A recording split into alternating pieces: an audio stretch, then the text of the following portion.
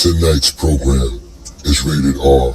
Parental discretion is advised. This show is rated GJK. Extreme exposure warning.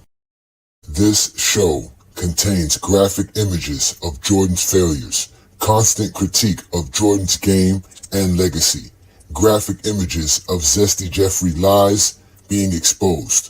This show may be offensive to Michael Jordan fans and Zesty Jeffries alike. Content is restricted to true basketball fans only. I wanted to be one of the best basketball players to ever play. And anything else that was outside of that lane, I didn't have time for. There's a quote from one of my English teachers at Lower Merion named Mr. Fisk. He had a great quote that said, "Rest at the end, not in the middle." And that's something I always live by. I'm not going to rest. I'm going to keep on pushing now. There are a lot of answers that I don't have, even questions that I don't have. But I'm just going to keep going. I'm just going to keep going, and I'll figure these things out as we go, right? And you just continue to build that way. So I try to live by that all the time. At what age did that goal become crystal clear? I made that deal with myself at 13 years old. At 13 years old? 13 years old. That's the deal I made. You were crystal clear about it? Crystal clear. And where did inspiration come from? The love of the game. The love of the game, the challenge. Like I would watch Magic play, I'd watch Michael play, and I would see them do these unbelievable things, and I'd say, can I get to that level? I don't know, but let's find out. What was really your work ethic like, and for how long did you stay disciplined? Well, I mean, every day. Since 20 years. It was an everyday process, and trying to figure out strengths and weaknesses. For example, jumping ability. Now, my vertical was a 40, it wasn't a 46 or a 45. My hands are big, but they're not massive. Right, so you got to figure out ways to strengthen them so your hands are strong enough to be able to palm a ball and do the things that you need to do. Quickness, I was quick, but not insanely quick. I was fast, but not ridiculously fast. Right, so I had to rely on skill a lot more. I had to rely on angles a lot more. I had to study the game a lot more. And but I enjoyed it though. So like from the time I can remember when I started watching the game, I studied the game, and it just never changed.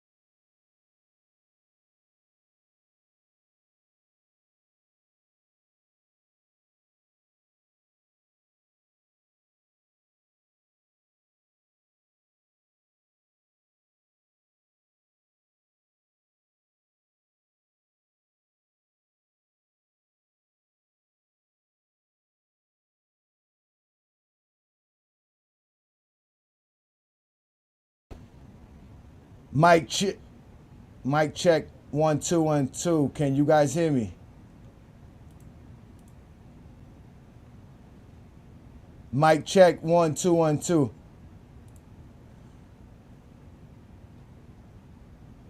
Can you guys hear me? Let me know if you can hear me now.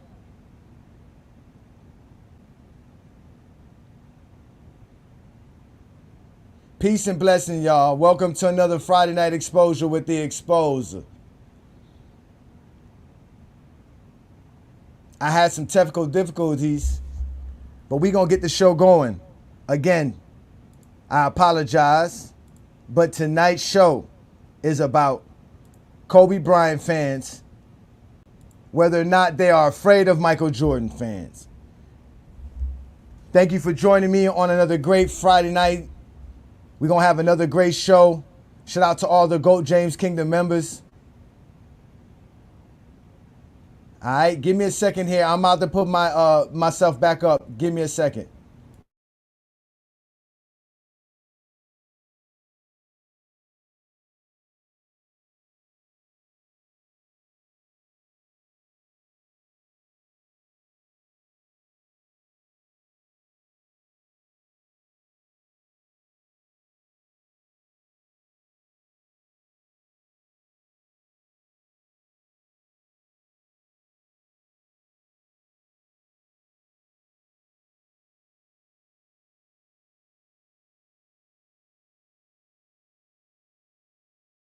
I wanted to be one of the best basketball players to ever play. And anything else that was outside of that lane, I didn't have time for. There's a quote from one of my English teachers at Lower Merion named Mr. Fisk. He had a great quote that said, "Rest at the end, not in the middle." And that's something I always live by. You know, I'm not going to rest. I'm going to keep on pushing now. There are a lot of answers that I don't have, even questions that I don't have. But I'm just going to keep going. I'm just going to keep going, and I'll figure these things out as we go, right? And you just continue to build that way. So I try to live by that all the time. At what age did that goal become crystal clear? I made that deal with myself at 13 years old. At 13 years old? 13 years old. That's the you deal I were made. Crystal clear about it? Crystal clear. And where did inspiration come from? The love of the game. The love of the game. The challenge. Like, I would watch Magic play. I'd watch Michael play. And I would see them do these unbelievable things. And I'd say, you know, can I get to that level? I don't know, but let's find out.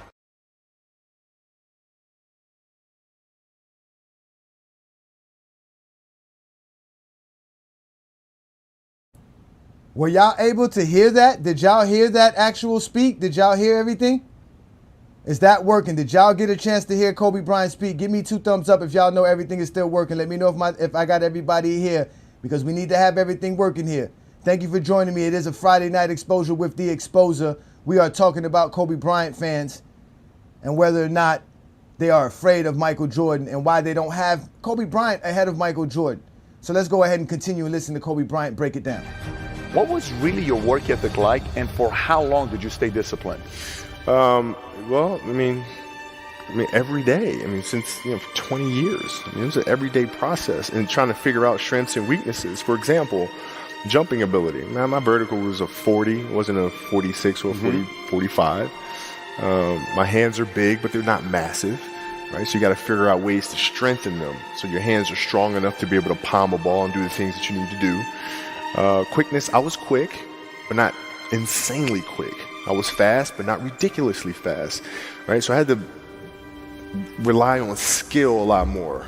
I had to rely on angles a lot more. I had to study the game a lot more. And, but I enjoyed it though. So like from the time I can remember when I started watching the game, I studied the game and it just never changed. Peace and blessings, y'all. Welcome to another Friday Night Exposure with the Exposer. Y'all put some flames in the comments if y'all can hear me well. We are about to get the show going, ladies and gentlemen. As you can see, we are talking Kobe Bryant tonight. We're going to be talking about Kobe Bryant, and are Kobe Bryant fans actually afraid of Michael Jordan fans? We're going to find out where the true Kobe Bryant fans lie at. How much do you really love Kobe Bryant? And how much about Kobe Bryant's game is actually just you being a zesty Jeffrey? and want to talk about something that has nothing to do with Kobe Bryant at all. So we're going to have a conversation about Kobe Bryant here, ladies and gentlemen. Thank you for joining me. It is the Friday Night Exposure with the Exposer. We are live on the GOAT James Kingdom channel on YouTube. We're also live on IG and Facebook group. Shout out to all of those that support us. Y'all know we also are live with the FYF channel. So shout out to Lamont. Y'all hit that like button, hit that subscribe button. Don't be afraid to become a member of the channel. As you guys see, there's also a ticker at the bottom of the show, which is going to let us know who's playing tonight, because y'all know we basketball fans and we got to keep updated with what's going on in the games tonight. There's several games on the slate, so if you pay attention to the game, you'll see the games that are available. There's actually some games that are going to tip off here very shortly, like Golden State is playing tonight. The Lakers are playing tonight. The Knicks are playing tonight. The Pacers and the Knicks are actually going through it. We got Orlando playing tonight. We got a bunch of games going on tonight, but tonight we're going to talk about Kobe Bryant and Michael Jordan fans, because I find it weird that everybody who has Michael Jordan and Kobe Bryant 1 and 2 in all-time rankings, none of them have the heart to put Kobe Bryant above Michael Jordan, which I find very weird. That's very weird for me, because if you have the ability to put Kobe Bryant over every other player in NBA history, then there should be no reason why he cannot be better than Michael Jordan. So whatever reasons you have them at 1 and 2, Kobe should be able to be better than Michael Jordan under those circumstances. Is he? But are they afraid to actually put Kobe in that scenario? Are they actually afraid to say Kobe's better than Mike? Are they afraid of what's about to happen? And a lot of this is basically predicated on the Zesty Jeffrey logic. We all know how the Zesty Jeffries are. We know how they get down. We know how they get down, ladies and gentlemen, right? The number one myth about Kobe Bryant that I've come to find out and realize throughout my time as a basketball fan was that he predicated his game around Michael Jordan. He is a carbon copy of Michael Jordan. And that can't be more far from the truth than anything. Yes, did Michael Jordan influence Kobe Bryant's game? Of course, hell of a lot. But is Kobe Bryant's basketball game and his style of game and what he does on the basketball court, is it all Michael Jordan? Now, we've had several people argue this before, but I know for a fact that there's several players, because this is what it's all about. It's about the players. The players are going to tell us who Kobe Bryant is, because the media never knew who Kobe Bryant was. Kobe Bryant was very misunderstood. When we talk about Kobe Bryant's early years, this is how they were talking about Kobe Bryant. We wanted as a group to kind of address Kobe being selfish on the court. Something wasn't right. Something wasn't right. I mean, I go to practice and I feel a little uncomfortable. What's this about? The mood in the locker room was not good. So I asked the ball boys, the trainers, Jerry West, Mitch Kupchak, to leave the room. I want to talk to these players alone. And then I started out on what's going on out there, what's going on with you guys. They didn't want to talk. It was about them thinking I was out for myself and I was being selfish, and which was totally not the case. I talked to Jerry West about it at the time and said, you know, Kobe doesn't really want to win if he wants it to be about him. You know, maybe it'd be best to move him on.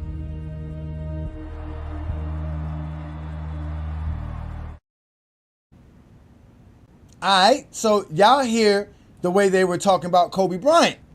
Now these are the old school guys, because as you can see, that Laker roster was full of veterans.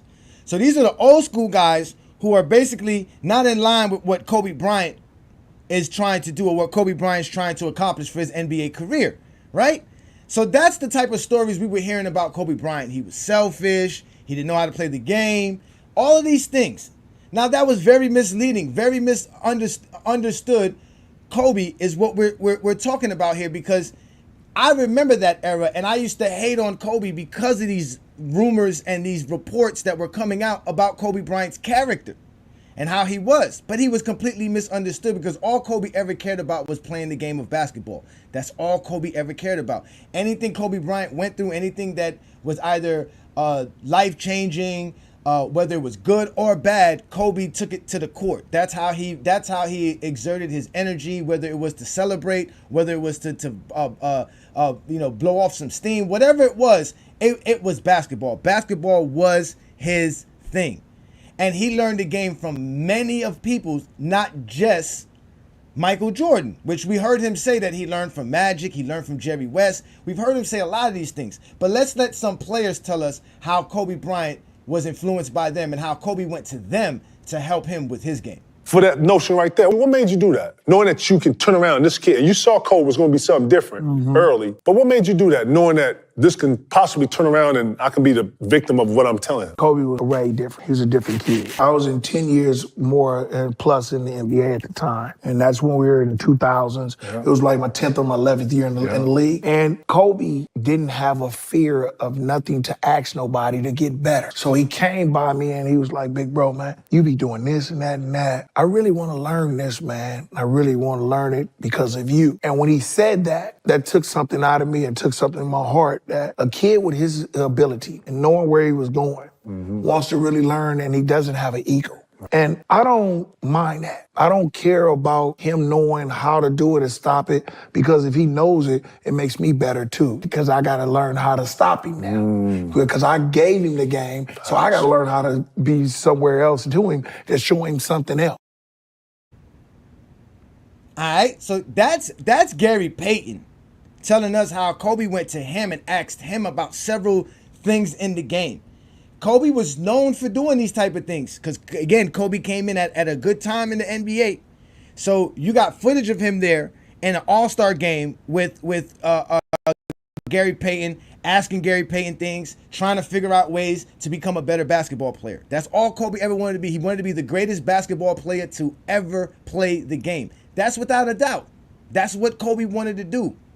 But it doesn't stop there. There's more. Let's let Kobe explain to you who helped influence him in his game as well. I'm a young player coming into the league today. I would really focus on the defensive end of the floor and look at Scottie Pippen. I mean, this guy was a genius. His ball pressure, playing passing lanes, blocking shots, taking charges, and he played with a passion on the defensive end of the floor like, no, this is the most exciting part of the game to me. If I can learn how to cut angles off like Scottie, be aggressive on the defensive end of the floor like Scottie, I think that'll just take my game and the team that drafts me to an entirely different level.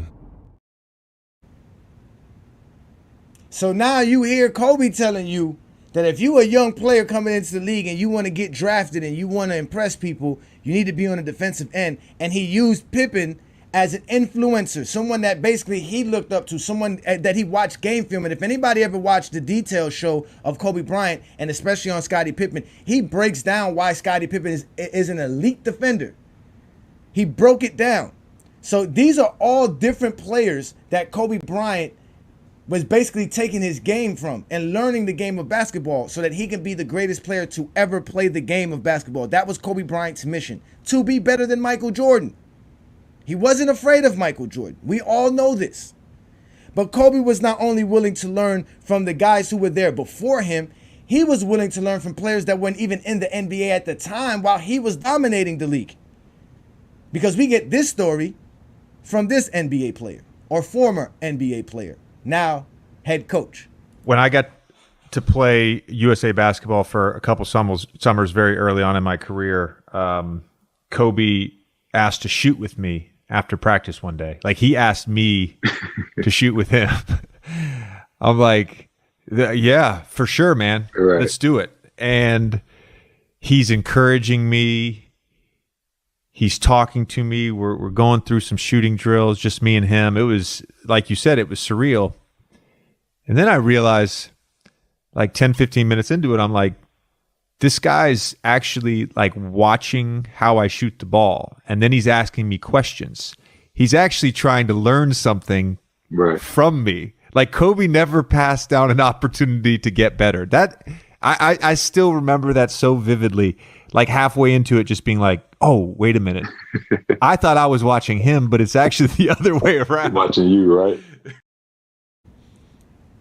Right? I mean, think about that. This is Kobe Bryant. And it didn't matter what it was. Kobe Bryant worked out with players all over, and he learned from many players. Reggie Miller said the same thing, that he remembers Kobe Bryant coming to him, asking him things. So many things. There's so many players beyond Michael Jordan that influenced Kobe Bryant, right? And there's plenty of players that helped Kobe Bryant become the player that he is.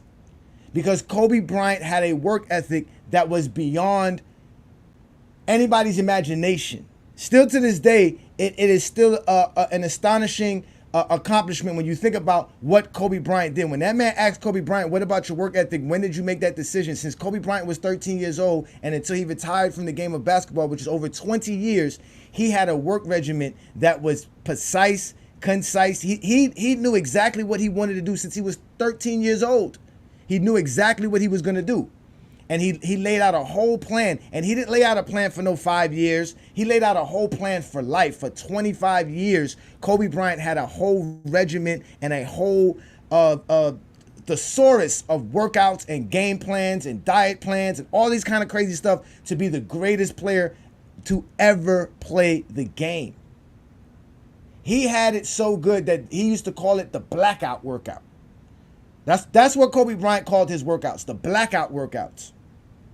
And we're gonna let Caron Butler explain to you what a Kobe Bryant workout is like. So I get traded. Shaq comes to Miami.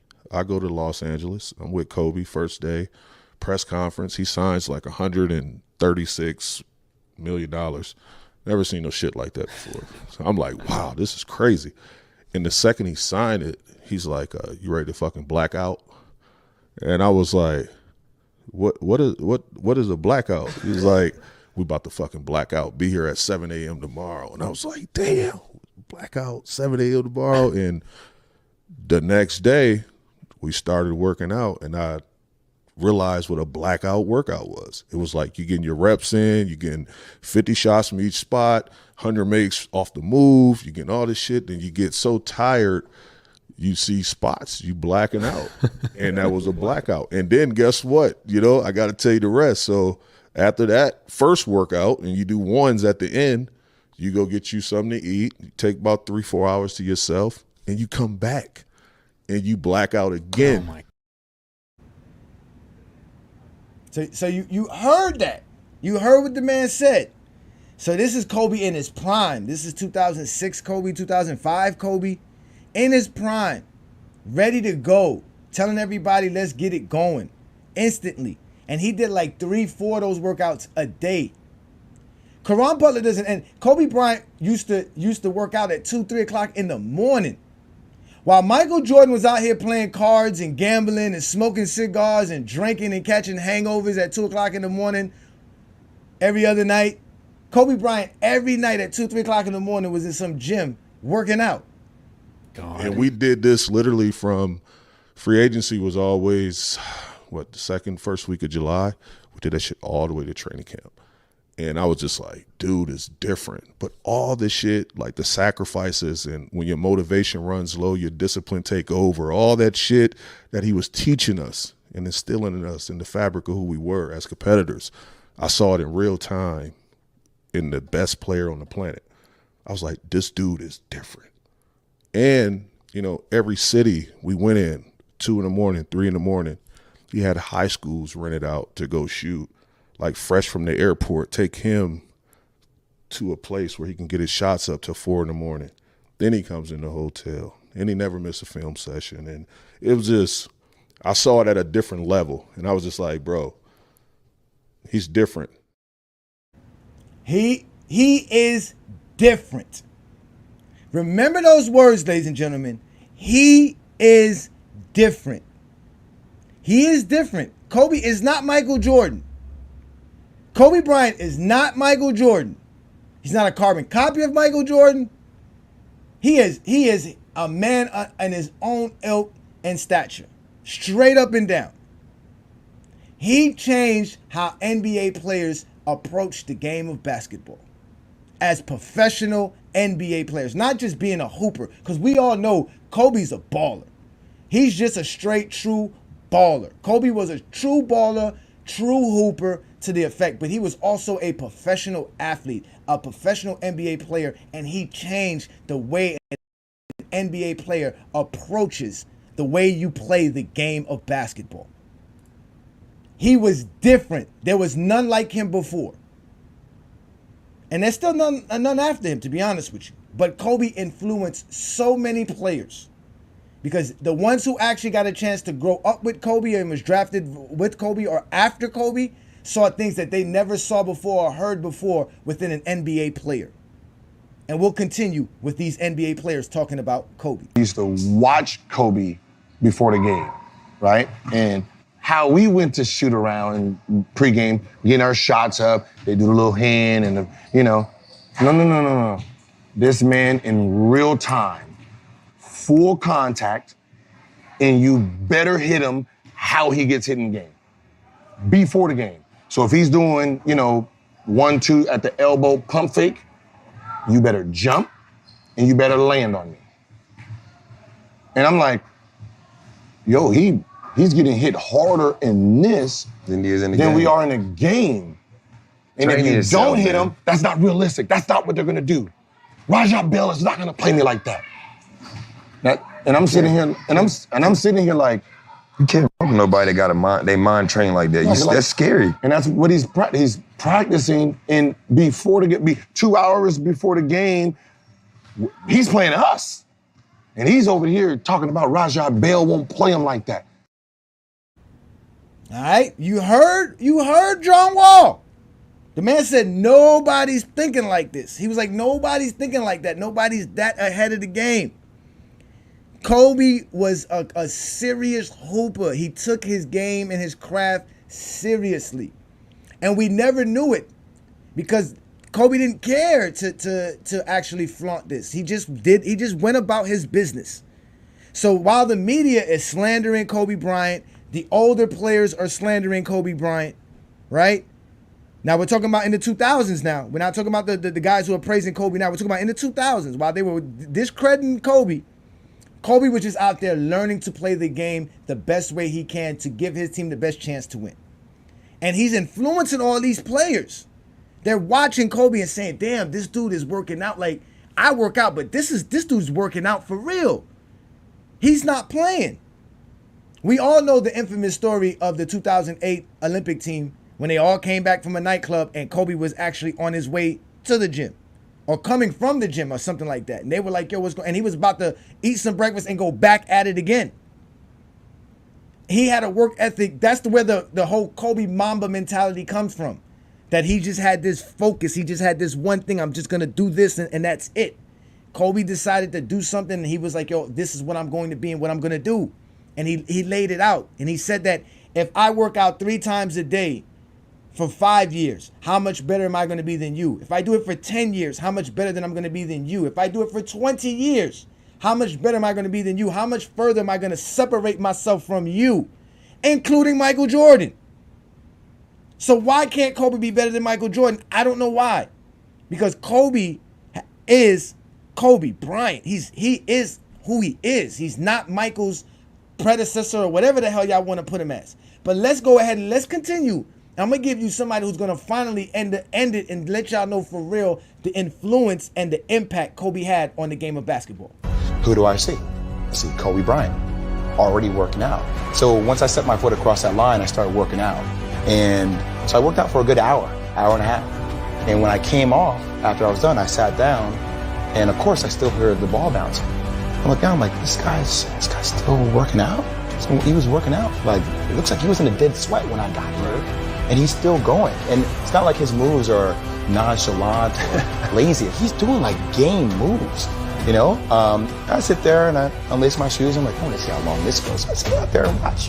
Another 25 minutes. And he got done. I said, okay, I think I've seen enough. Go play, you know, come back, get in the sauna, get ready for the game. That game, he drops 40 on us, okay?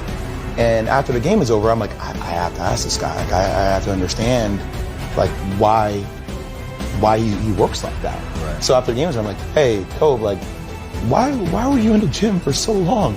He's like, because I saw you come in. and I wanted you to know that it doesn't matter how hard you work, that I'm willing to work harder than you. Wow. You inspired me to be better. Right. And it was the first time I started to see this level of competitiveness where I said, I need to start doing more. Right. Wow. You heard that. I need to start doing more. Kobe Bryant created a true baller atmosphere within the NBA. Before Kobe Bryant, guys were enjoying their summers. They were taking their summers off. In fact, That was Kobe Bryant's beef with Shaquille O'Neal. That in that 2002-2003 NBA season, Shaquille O'Neal decided to take a sabbatical during the summer and then come back to get his surgery done and not be ready for the season. And we know the infamous story about Shaquille that he was like, "I'll be ready for the playoffs." And at that time, they didn't have a higher seed than the Spurs, and they ended up losing to the Spurs in the playoffs. And it began a beef with Kobe Bryant and Shaquille O'Neal because Kobe was tired of Shaquille O'Neal's laziness and lack of work ethic. Even my boy Chilltown admits that if Shaq had the work ethic of Kobe Bryant, he would be better than Michael Jordan. He would be considered the GOAT. He would be better than LeBron. But Kobe had a work ethic that was never seen before. The guys did not go to the gym like that. Guys did not work on their game like that. Even T-Mac, when he asked Kobe about whether Kobe runs games or run pickups during the offseason to get prepared for the season, or does he just do regular workouts and sets and training, Kobe said, "No, I do skill stuff. I do skills. I have a whole regimen." He has a workout for lifting weights, for running.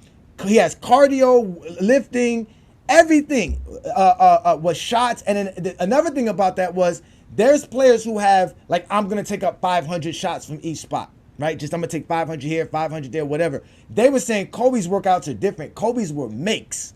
You got to make 100 from here, 100 here, 100 here, 100 here, and you got to do it within a time span and all this other stuff. And if you don't do it and all these other repercussions happens if you don't do all of this stuff. You have to do it. Like he said, once you put yourself to do this stuff, you got to do it. And today's NBA players have all been influenced by that. They all have a 24/7, 365 workout regimen. To where like people say LeBron James, even he was influenced by Kobe's work ethic. Because when LeBron James saw what Kobe was doing in 2008, you can imagine being a 22-year-old young man, 23-year-old man like LeBron was at the time, 24 years old, that he's looking at a Kobe Bryant like, wow, this is why Kobe Bryant is out here balling the way he balls when I play him. So I'm also going to step up my game. And now we see LeBron James has this type of regimen where people like, what's his name? I forgot the player's name, recently said that he worked out with LeBron for a week. And he said basically LeBron has the same regimen every day. LeBron does the same thing every day. And that started with the Mamba mentality. That started with Kobe Bryant. That's what people don't understand. So with all that being said, why can't Kobe Bryant be better than Michael Jordan again? Can anybody answer that? Anybody? I would love for y'all to tell me this.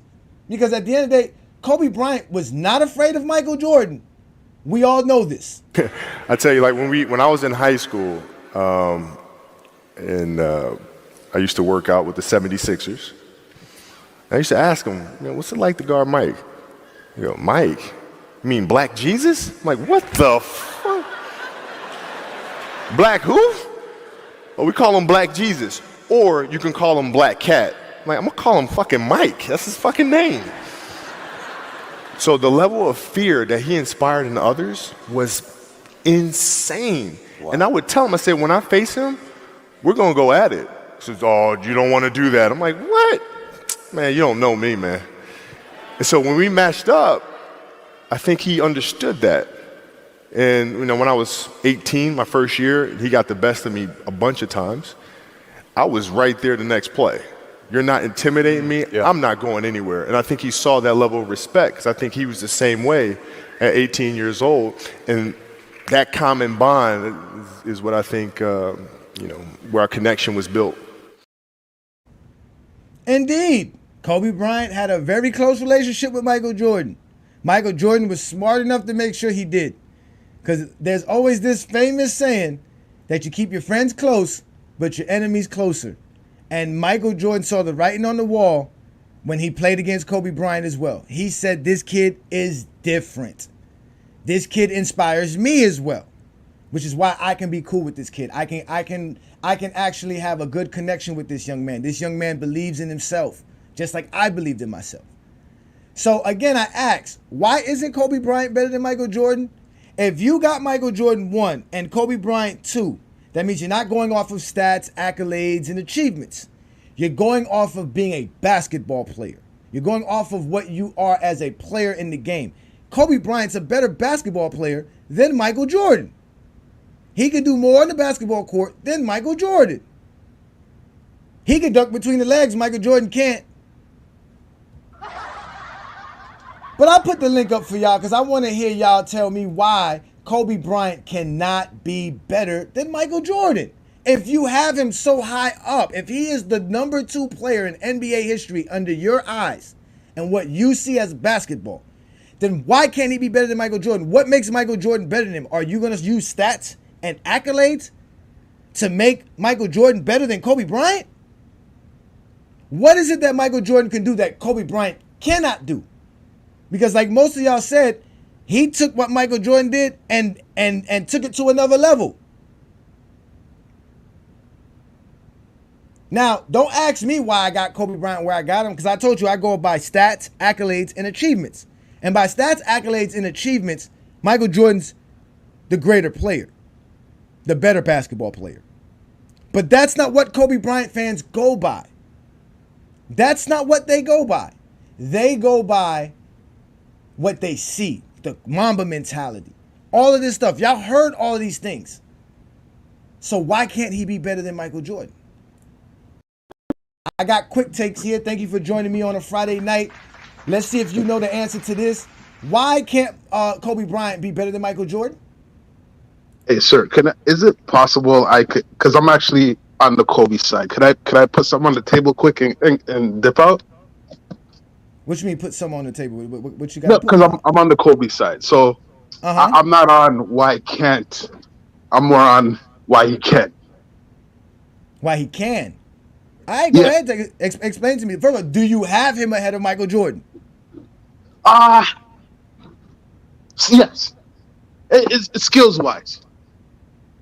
Skills-wise, in terms of skills. If you're talking about accolades,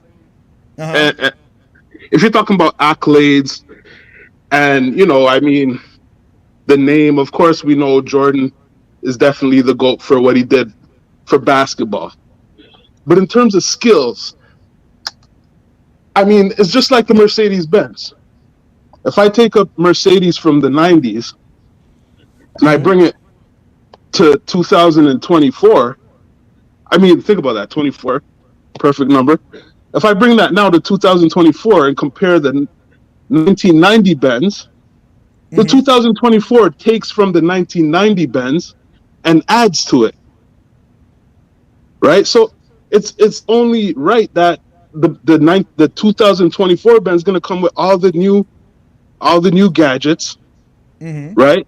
So what I'm trying to say is Kobe took from Jordan's game and added all the other stuff. He took from Jordan, took from Olajuwon, from himself, Tim Hardaway, mix up all those things, and then you got modern basketball.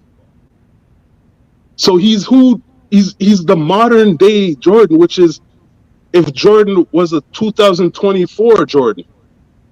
That makes he's better which is going to be more advanced. That makes him better than Jordan. Yes, in my opinion. See what I'm saying? You a real Kobe fan. That's what I'm talking about. See what I'm saying? He's better than Mike. But everything that you said, everything that you just stated how Kobe Bryant is better than Michael Jordan. And I would have to agree with you if we're going to use these standards. Yeah, he's okay. You remember what Iverson did to Jordan? Yes. That should tell everybody that a change happened. This is Kobe's era. That era was done when Iverson dropped Jordan. That showed you this is a new era here. These guys are taking skills from Jordan. Think about it. Iverson had skills from Jordan. He had skills from Tim Hardaway. He took from multiple guys. Jordan only had skills from Jordan and who he learned from before him. So I'd say the game's more advanced, just like I said. So that's the way I'm looking at it.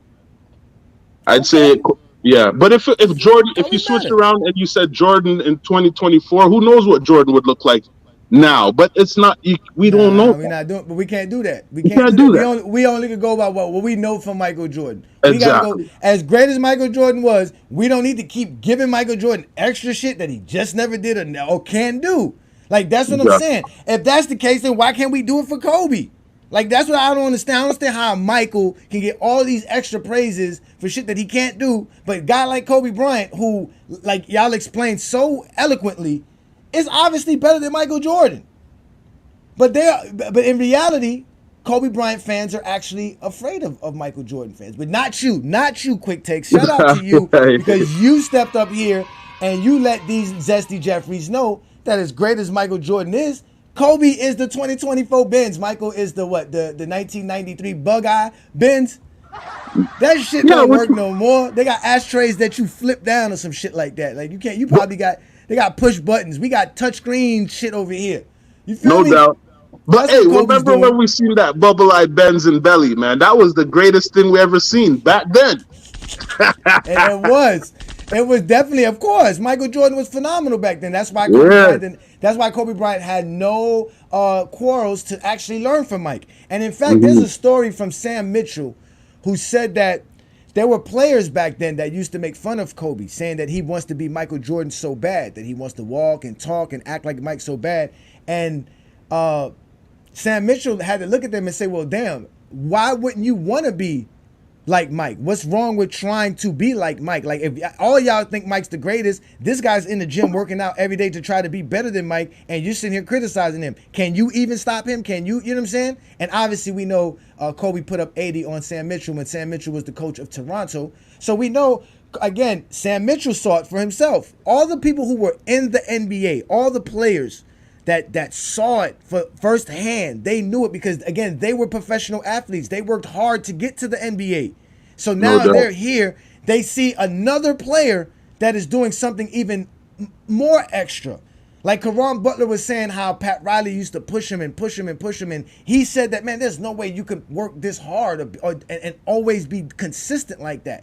Then he met Kobe Bryant and he was like, yo, it's different. Kobe is just different. So I get traded. Shaq comes to Miami. I go to Los Angeles. I'm with Kobe first day. Press conference. He signs like $136 million. Never seen no shit like that before. So I'm like, wow, this is crazy. And the second he signed it, he's like, you ready to fucking black out? And I was like, what is a blackout? He's like, we about to fucking black out. Be here at 7 a.m. tomorrow. And I was like, damn, blackout 7 a.m. tomorrow. And the next day we started working out and I realized what a blackout workout was. It was like you getting your reps in, you getting 50 shots from each spot, 100 makes off the move, you getting all this shit, then you get so tired you see spots, you blacking out. And that was a blackout. And then guess what? You know, I got to tell you the rest. So after that first workout, and you do ones at the end, you go get you something to eat, you take about 3-4 hours to yourself, and you come back and you black out again. Oh my. That was Kobe. There was no players doing that. Remember Scottie Pippen said that he was not finna fuck up his summer, and he went and enjoyed his 1997 summer and then got surgery and was gonna take the season off, and Michael Jordan called him selfish because of this type of stuff. Again, players back then did not take their time to do that kind of stuff. So I appreciate your quick takes, man. Thank you for joining no me doubt. on Friday Night Exposure, man. Hopefully All right, you respect, enjoyed man. your night, brother. I appreciate you, brother. Thank you so much. We are talking about Kobe Bryant fans and why they can't put him over Michael Jordan. Let me get Craig up in here. What up, Craig? Thank you for joining me, brother. What you got for me, man? What's good, brother? Man, listen. All right, yeah, I want to use analogies. Who's the bigger artist, Bob Marley or Damian Marley? Bob Marley by far. Okay, then. So what is that? Kobe's not Damien. Kobe has nothing to do with Michael Jordan. Marcus is Damien. Hey, y'all literally just sat here and said he took from Jordan, he took from Jordan, he took from Jordan. No, he didn't. I explained to you how. I just explained to everybody that he took from everybody, like Gary Payton. For that notion right there, what made you do that? Knowing that you can turn around this kid, and you saw Kobe was going to be something different early, but what made you do that, knowing that this can possibly turn around and I can be the victim of what I'm telling him? Kobe was way different. He was a different kid. I was in 10 years more and plus in the NBA at the time. And that's when we were in the 2000s. It was like my 10th or my 11th year in the league. And Kobe didn't have a fear of nothing to ask nobody to get better. So he came by me and he was like, big bro, man, you be doing this and that and that. I really want to learn this, man. I really want to learn it because of you. And when he said that, that took something out of me and took something in my heart that a kid with his ability and knowing where he was going wants to really learn, and he doesn't have an ego.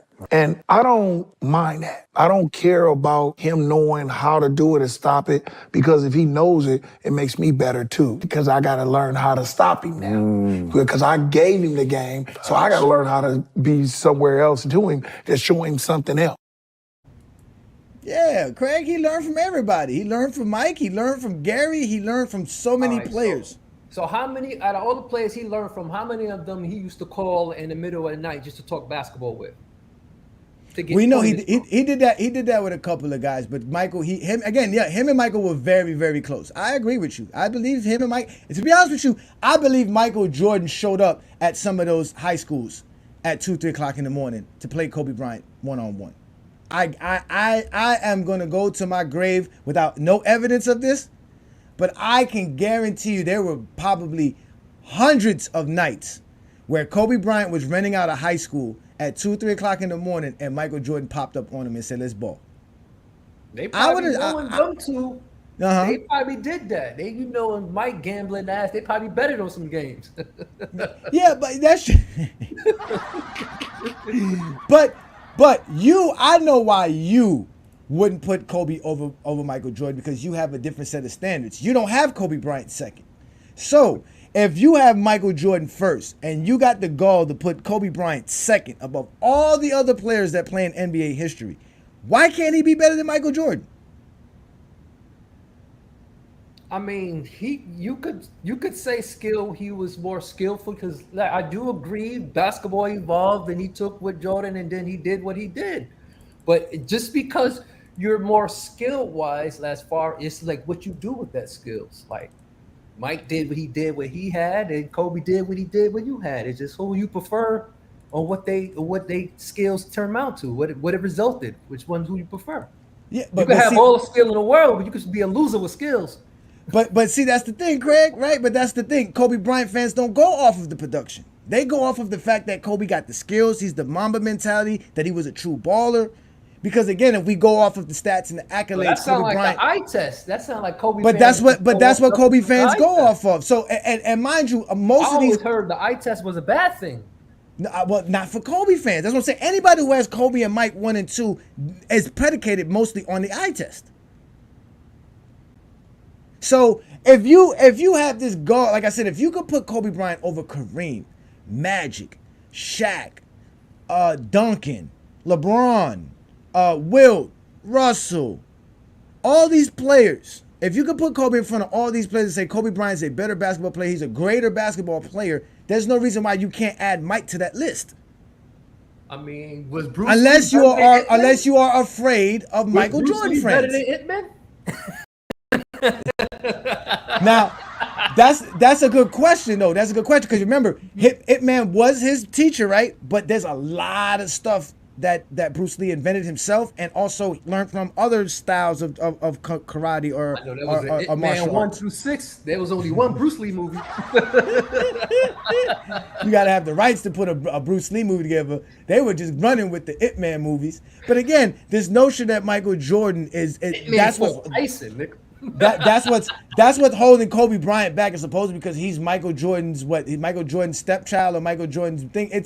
That's false. Like, he's just a different player. Even players like J.J. Redick influenced Kobe Bryant. Listen to this, Craig. When I got to play USA basketball for a couple summers very early on in my career, Kobe asked to shoot with me after practice one day. Like, he asked me to shoot with him.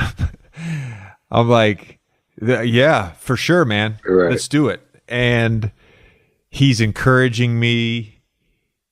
He's talking to me. We're going through some shooting drills, just me and him. It was, like you said, it was surreal. And then I realized, like 10, 15 minutes into it, I'm like, this guy's actually like watching how I shoot the ball. And then he's asking me questions. He's actually trying to learn something from me. Like Kobe never passed down an opportunity to get better. That I still remember that so vividly. Like halfway into it, just being like, oh, wait a minute. I thought I was watching him, but it's actually the other way around. Watching you, right? Yo, watch the Byron Scott podcast with John Sally. John Sally got some good Kobe stories. Yeah. Oh man, I gotta check that out because John Sally. He had a story when he was just sitting with Kobe. That when he was on the team with Kobe, so they were just sitting and Kobe he was just going to chill with Kobe and just Kobe. When he went to his room, Kobe had nothing but old basketball tapes, and all they did was just sit and watch players like World Be Free, Sidney Moncrief. He was studying everybody. Yo, you gotta watch that. That's a good. I gotta check him out. Again, Kobe was a savant of the game, man. He was a historian. He loved the game. He used to watch film all the time. He talked about it again. He talked about how like guys like Jerry West, guys like Mike, guys like Magic all influenced him when he was a kid. And then he eventually, when he got into the league, like he influenced everybody. Jordan was influenced by Dr. J. Just everybody's influenced by everybody. Yeah, of course. But like I said, and that's why this whole thing that Kobe he's just another carbon copy of Mike. Like that gotta stop, man. Like Kobe's his own individual. He is different. He was, like I said, Mike was drinking. There is a lot of videos of them, and you could see just mimicking move for move. They had a whole video just comparing move for move from Jordan and Kobe. And I always say Kobe, he's not really a copy of Jordan. He's a copy of the 95 to 2000 Jordan. He's not the early 80s Jordan because he's not athletic as Jordan is. Well, so you know what? When Gilbert Arenas said that, people went crazy. When Gilbert Arenas was like, yo, y'all not, like, Kobe is not the athletic Jordan of the 80s. And even Kobe admitted to it. He was like, I didn't have the greatest athleticism. I didn't have all of that. So I had to learn to play the game with my mind as well. That's crazy because he wanted to do what he, his body didn't, was athletic. So he just worked out to make it that way. Yeah, and I know that was one of the reasons why I didn't like Kobe Bryant when I used to watch him play. Because I used to always tell people like, yo, Kobe Bryant don't be taking good shots. I'd be like, yo, all these moves Kobe Bryant make, somebody's still on him. Like, he still has a contested shot. It's still a difficult shot. Well, yeah, I mean, man, shout out to Kobe, man. R.I.P. Kobe Bryant, man. When I first started GOAT James Kingdom with Brandon, I had Kobe Bryant 15th on my list or 14th on my list. Man,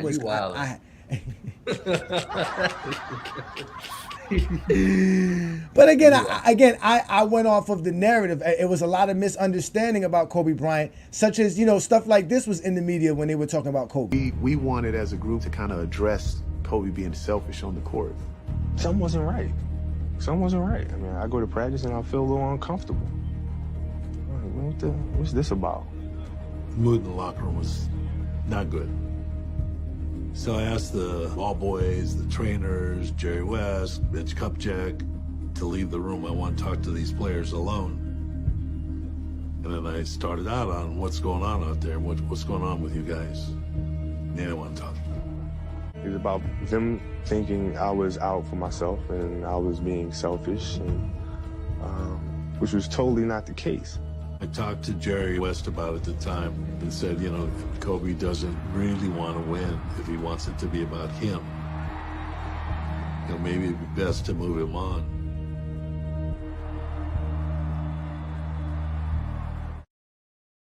Ooh, those are some tough words. And remember, the problem was Kobe had a Shaq, and when he thinking he had a Pippen on his team, that was the problem.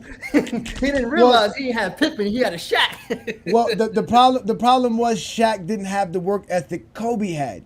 Kobe saw what Shaq was doing on a day-to-day basis and really didn't like it, and he felt that he was better than Shaq. But because that video was the early video. That's the that's the early 2000s. Was on that team. But that's what I was trying to say about how he was misunderstood, because he doesn't have the same mentality or the same ilk as those players, because they didn't understand Kobe. All those players were veteran guys like Horace Grant, Ron Harper, Glenn Rice, Isaiah Ryder, Shaquille O'Neal.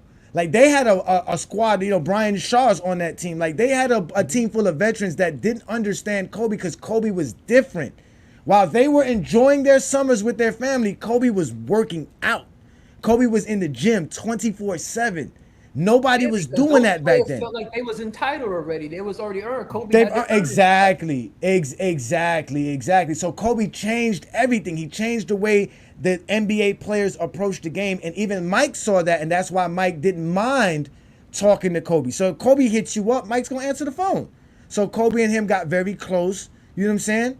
And he respected Kobe's game because like he said, when Mike used to bust my ass, Mike saw that I was still there again, like trying to figure out how to stop Mike or how to go at Mike. You see what I'm trying to say? So at the end of the day, Kobe was separating himself from everybody else. And his teammates didn't understand him. The media didn't understand him because all Kobe did was go to the gym.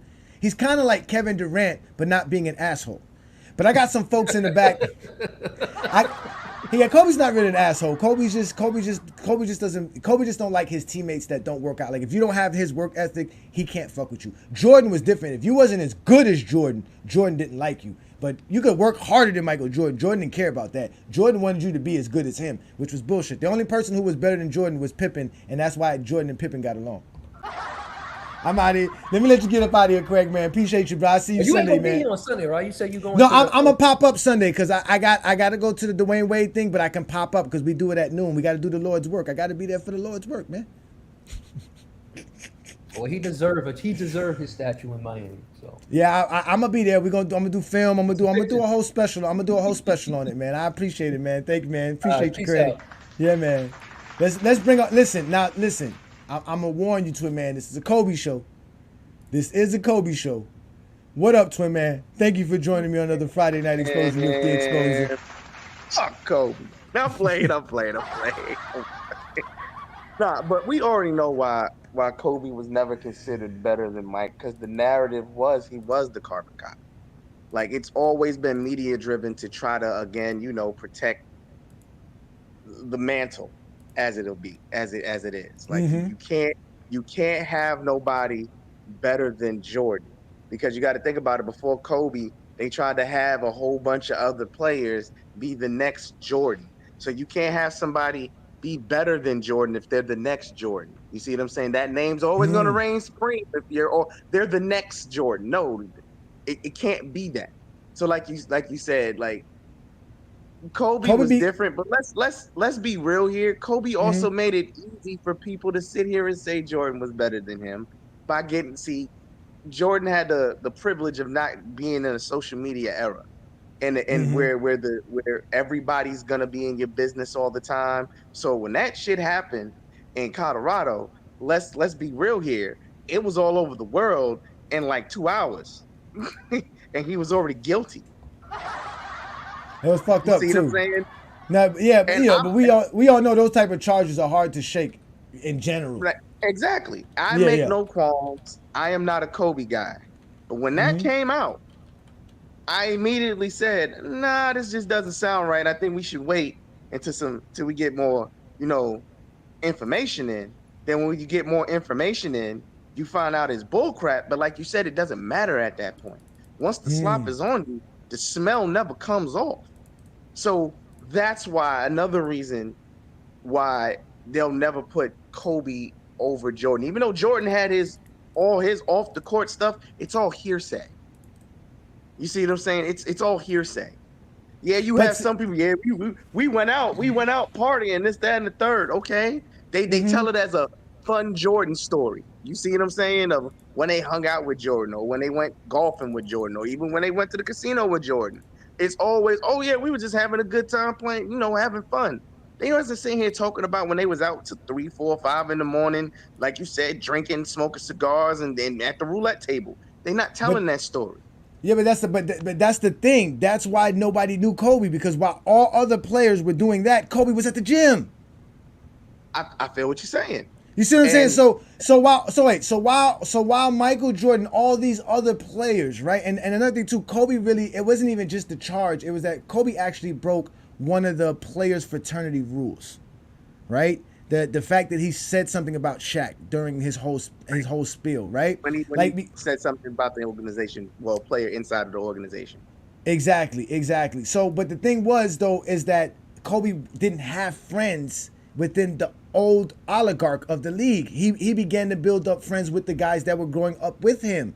The older guys didn't really pertain to Kobe because now you can't do stuff around Kobe, right? He got kind of like D'Angelo Russell treatment where we can't be in the clubs with you. We can't hang out with you. Are you going to tell our wives that we were, you know what I'm saying? That we were, we were doing all this other crazy stuff? Because Kobe didn't care about none of that. If Kobe went to a club, it was so that I'm going to come with you to be with you because you my teammate. But when I call you at 7 a.m., you better be ready.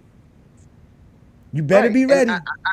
And Cause we gonna work out. We gonna work out. We not gonna let nothing stop this. Nothing. Not even you want to enjoy a Sunday afternoon or whatever. Now, though, what you're telling me now is a lot of the issues Kobe had. We understand the great work ethic, but we're talking about the perception, the public perception of Kobe Bryant. It is the way it is with him not being better than Michael Jordan because of self-inflicted wounds. You see what I'm saying? It's more self-inflicted wounds on why people don't believe Kobe is better than Jordan. I believe that once you get past the night, like once you hit the 2000s, all the 2000s players and those players in the late 90s and stuff like that, they start to surpass a lot of those players in the 80s and 90s. They start to surpass them because the skill level's different. But you also know it's a nostalgia thing. Nothing can ever be better than this era because it was so hard nosed and it was so physical, and you had to get it out the mud. You see, these dudes, it's weird, bro. You already know how basketball fans are. They are afraid of Michael Jordan fans. So can you agree with me? I really do agree with that, but let's be real. A lot of people hold on to that era with, especially like the 80s Jordan, like a security blanket. Like the 80s Jordan is the greatest thing you've ever seen ever in life. Like Wilt Chamberlain didn't exist. Like, you see what I'm saying? Like it's crazy, but we already know what it is, bro. Like Kobe, even though I'm not a Kobe guy, I gotta give him his credit. He did change the NBA because he was just his crazy work ethic. Like he was going to be in the gym, working hard, working on his craft every day, and you had to get on his level. But we're not gonna sit here and pretend like he was this nice guy. He was an asshole. Stop acting like he wasn't an asshole, Ajani. I don't know, man. I Kobe was just misunderstood, man. Let's let Ishmael in because you're not doing Twin Man. Twin Man's not gonna do that. Shout out to both of you guys as y'all are GOAT James Kingdom members. Thank you for supporting what we do here. Again, y'all. Hit that like button, hit that subscribe button, become a member of the channel. This is the Friday Night Exposure with the Exposer. I do this every Friday night right here on the GOAT James Kingdom platform. Also going live on IG, on the GOAT James Kingdom page and the GOAT James Kingdom Facebook group. So shout out to all of you that are supporting us right here and what we do best. So please hit that subscribe button, hit that like button, hit that ring notification so that you know when we're going live. So let's have some fun here, Ishmael. Can you explain to us why Kobe Bryant is better than Michael Jordan? 81 points. Kobe is better than Michael Jordan. Stop playing with me, bro. Kobe is better than Michael Jordan, bro. Better handles, better fadeaway, better footwork, better defender, better player than Michael Jordan. We don't care about the plumbers in the 90s, bro. Playing against Greg Elo, Kobe Bryant playing against Tracy McGrady, Ray Allen, Manu Ginobili, bro. Against the best of the West. Michael Jordan playing against the weak East. Get the fuck out of here, bro. Kobe is better. 33,000 points to weak-ass Jordan's 32,000 points. Better player. We don't care about that plumber era with that weak-ass shooting guard. Michael Jordan's weak-ass scoring titles. Get the fuck out of here. It's Kobe Bryant all day today, bro. Stop playing. We Kobe Bryant, bro. Stop hating, bro. Kobe Bryant. Kobe Bean Bryant. R.I.P. Kobe and Gigi, man. I was so devastated when I found out he passed away like most of us. It was a sad day, but we got a chance to glorify him. Thank you so much, Ishmael. So Ishmael, hold on, we're gonna bring him up. I'm gonna put y'all in the background so I can bring up some other guys. We have a conversation, and y'all know I'll bring up everybody at the end of the show. But Ishmael, you do agree with me. If you have Michael Jordan 1 and Kobe Bryant 2, there should be no reason why Kobe Bryant can't be ahead of Michael Jordan, correct? Absolutely. We don't care about the media awards, bro. We care about the fact that your impact of the game, what you did, bro. The most difficult era to play in basketball. Bro scored 2,000 points in a decade, bro. Who can compete with that? You can't compete with that. Michael Jordan, two-time quitter, who can't even impact. Wait. Better get the Wait, fuck out of here. and remember, Kobe won without Shaq. He won without Shaq. Kobe won without Shaq. And Mike two-peated. And repeated. Exactly. And Kobe won with less. Shout out to all the real Kobe Bryant fans like Ishmael. So listen, gentlemen, I'm gonna put y'all in the background because we got some Michael Jordan fans that want to step up to the plate. We gonna figure out.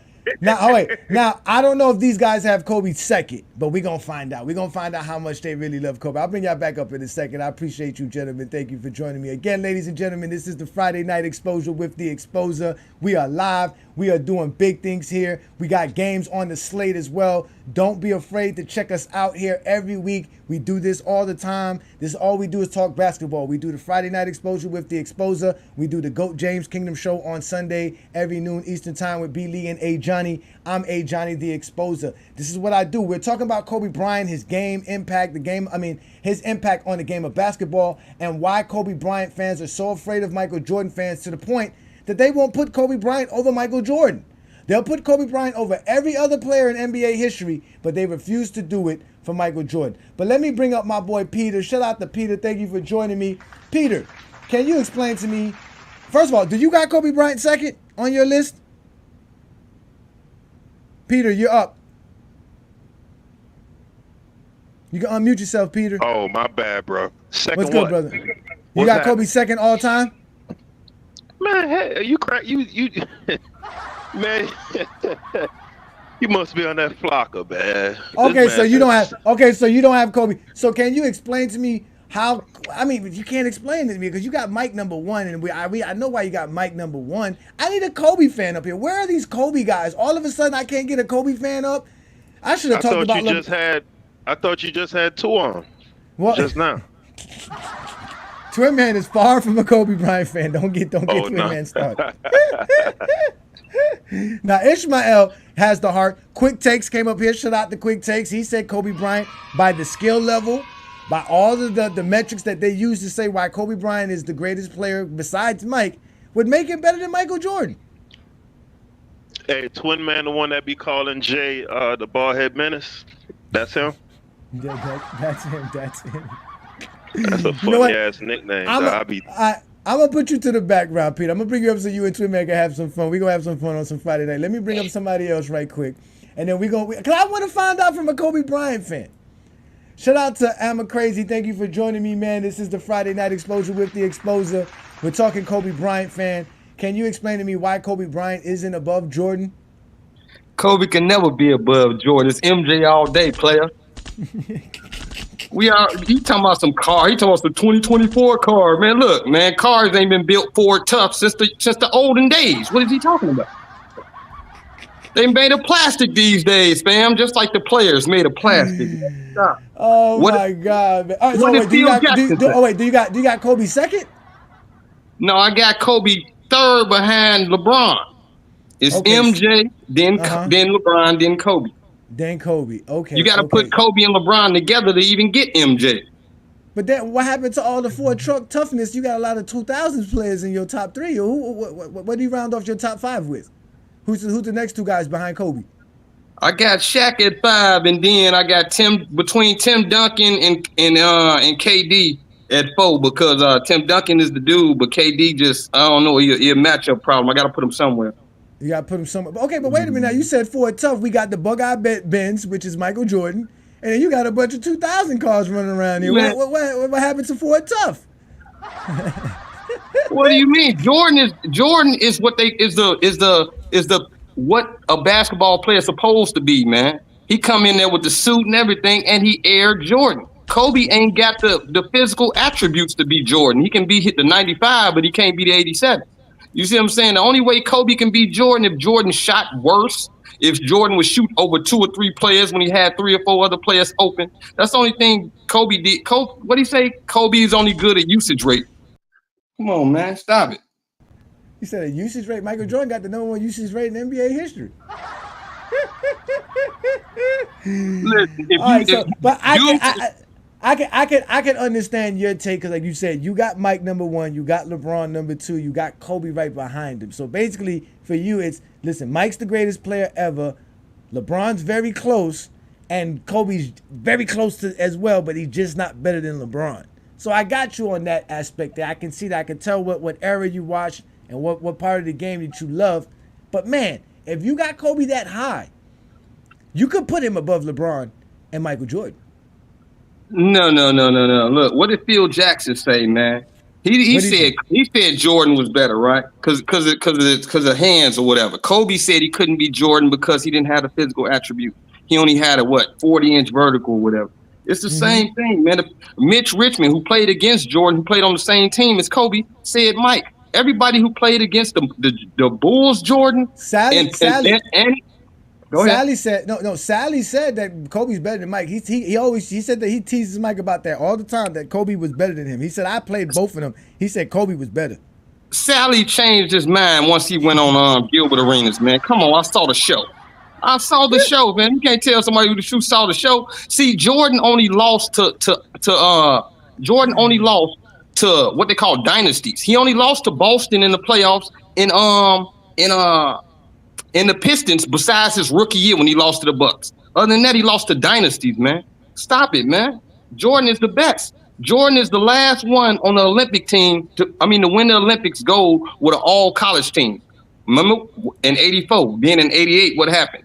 They got beat up, and then they called for Jordan back in 92. Like, we need you back, player. He's the first phone call they made. Come on, man. Well, some people say they called Kobe for the Redeem Team. And that's a tougher Olympic than 92. Yeah, they called him because he's MJ Jr. Remember, he has the skill that MJ has. He has the skill, but he don't have the athleticism that MJ had. See, LeBron got the athleticism, but he ain't got the skill. You got to put them both together to get MJ, fam. You just take shot after shot. MJ all day. MJ the GOAT. 6 of 6 in championships, man. Stop it, man. He only played 12 seasons. Y'all count them two seasons in Washington, and the one he broke his leg. He only played 16 games. Man, stop it. Ladies and gentlemen, that is America Crazy. He is over here defending Kobe Bryant. Michael Jordan over Kobe Bryant. Again, you don't have him second, so I can see why that's understandable. Wally, you in the comments, Wally, but you need to step up here because you need to explain yourself because you got Kobe second. If I'm correct, Wally, you got Kobe second, and you need to explain to us why Kobe can't be better than Mike since you put him better than everybody else. So I need real Kobe Bryant fans up here. Why can't I find a Kobe Bryant and Michael Jordan fan on a Friday night? What do y'all be doing? Oh, y'all criminals. Y'all are criminals. We are Michael Jordan fans. Criminal Hey, Johnny. Hey, Johnny, let's be here. They scared, bro. They scared. Jordan played with the flu. Kobe Bryant played with a broken finger. Jordan ain't got nothing on Kobe Bryant. He ain't got nothing on intensity. Kobe's tougher than Michael Jordan, too. He's tougher than Michael Jordan as well. He's mentally tougher than Michael Jordan. My point. What did he sit here and say, man? He could never be better than Mike, man. He was carbon copy. He said exactly what every Jordan fan says when it comes to Kobe Bryant, bro. I said he's not athletic enough. He wasn't athletic. Don't care about that athleticism when you play. Yeah, but there's a bunch of players. There was a bunch of players more. There's a bunch of players more athletic than Kobe. You ain't got in front of Kobe, so it can't be really athleticism. Who shot a better percentage? Now we using stats. Jordan. Who's stronger? Who's faster? He's stronger. He's faster. He's more athletic. He's everything. Wait a minute. I gotta let you gentlemen off because I'm sorry, my members. I'm sorry. I got my boy Wally Lancaster in the building. Shout out to Wally. Wally. Hey, big homie. What's up, my man? Hey, talk to me, brother. Let me straighten some things up, man, real quick. I'm so tired of hearing niggas get on these channels, man.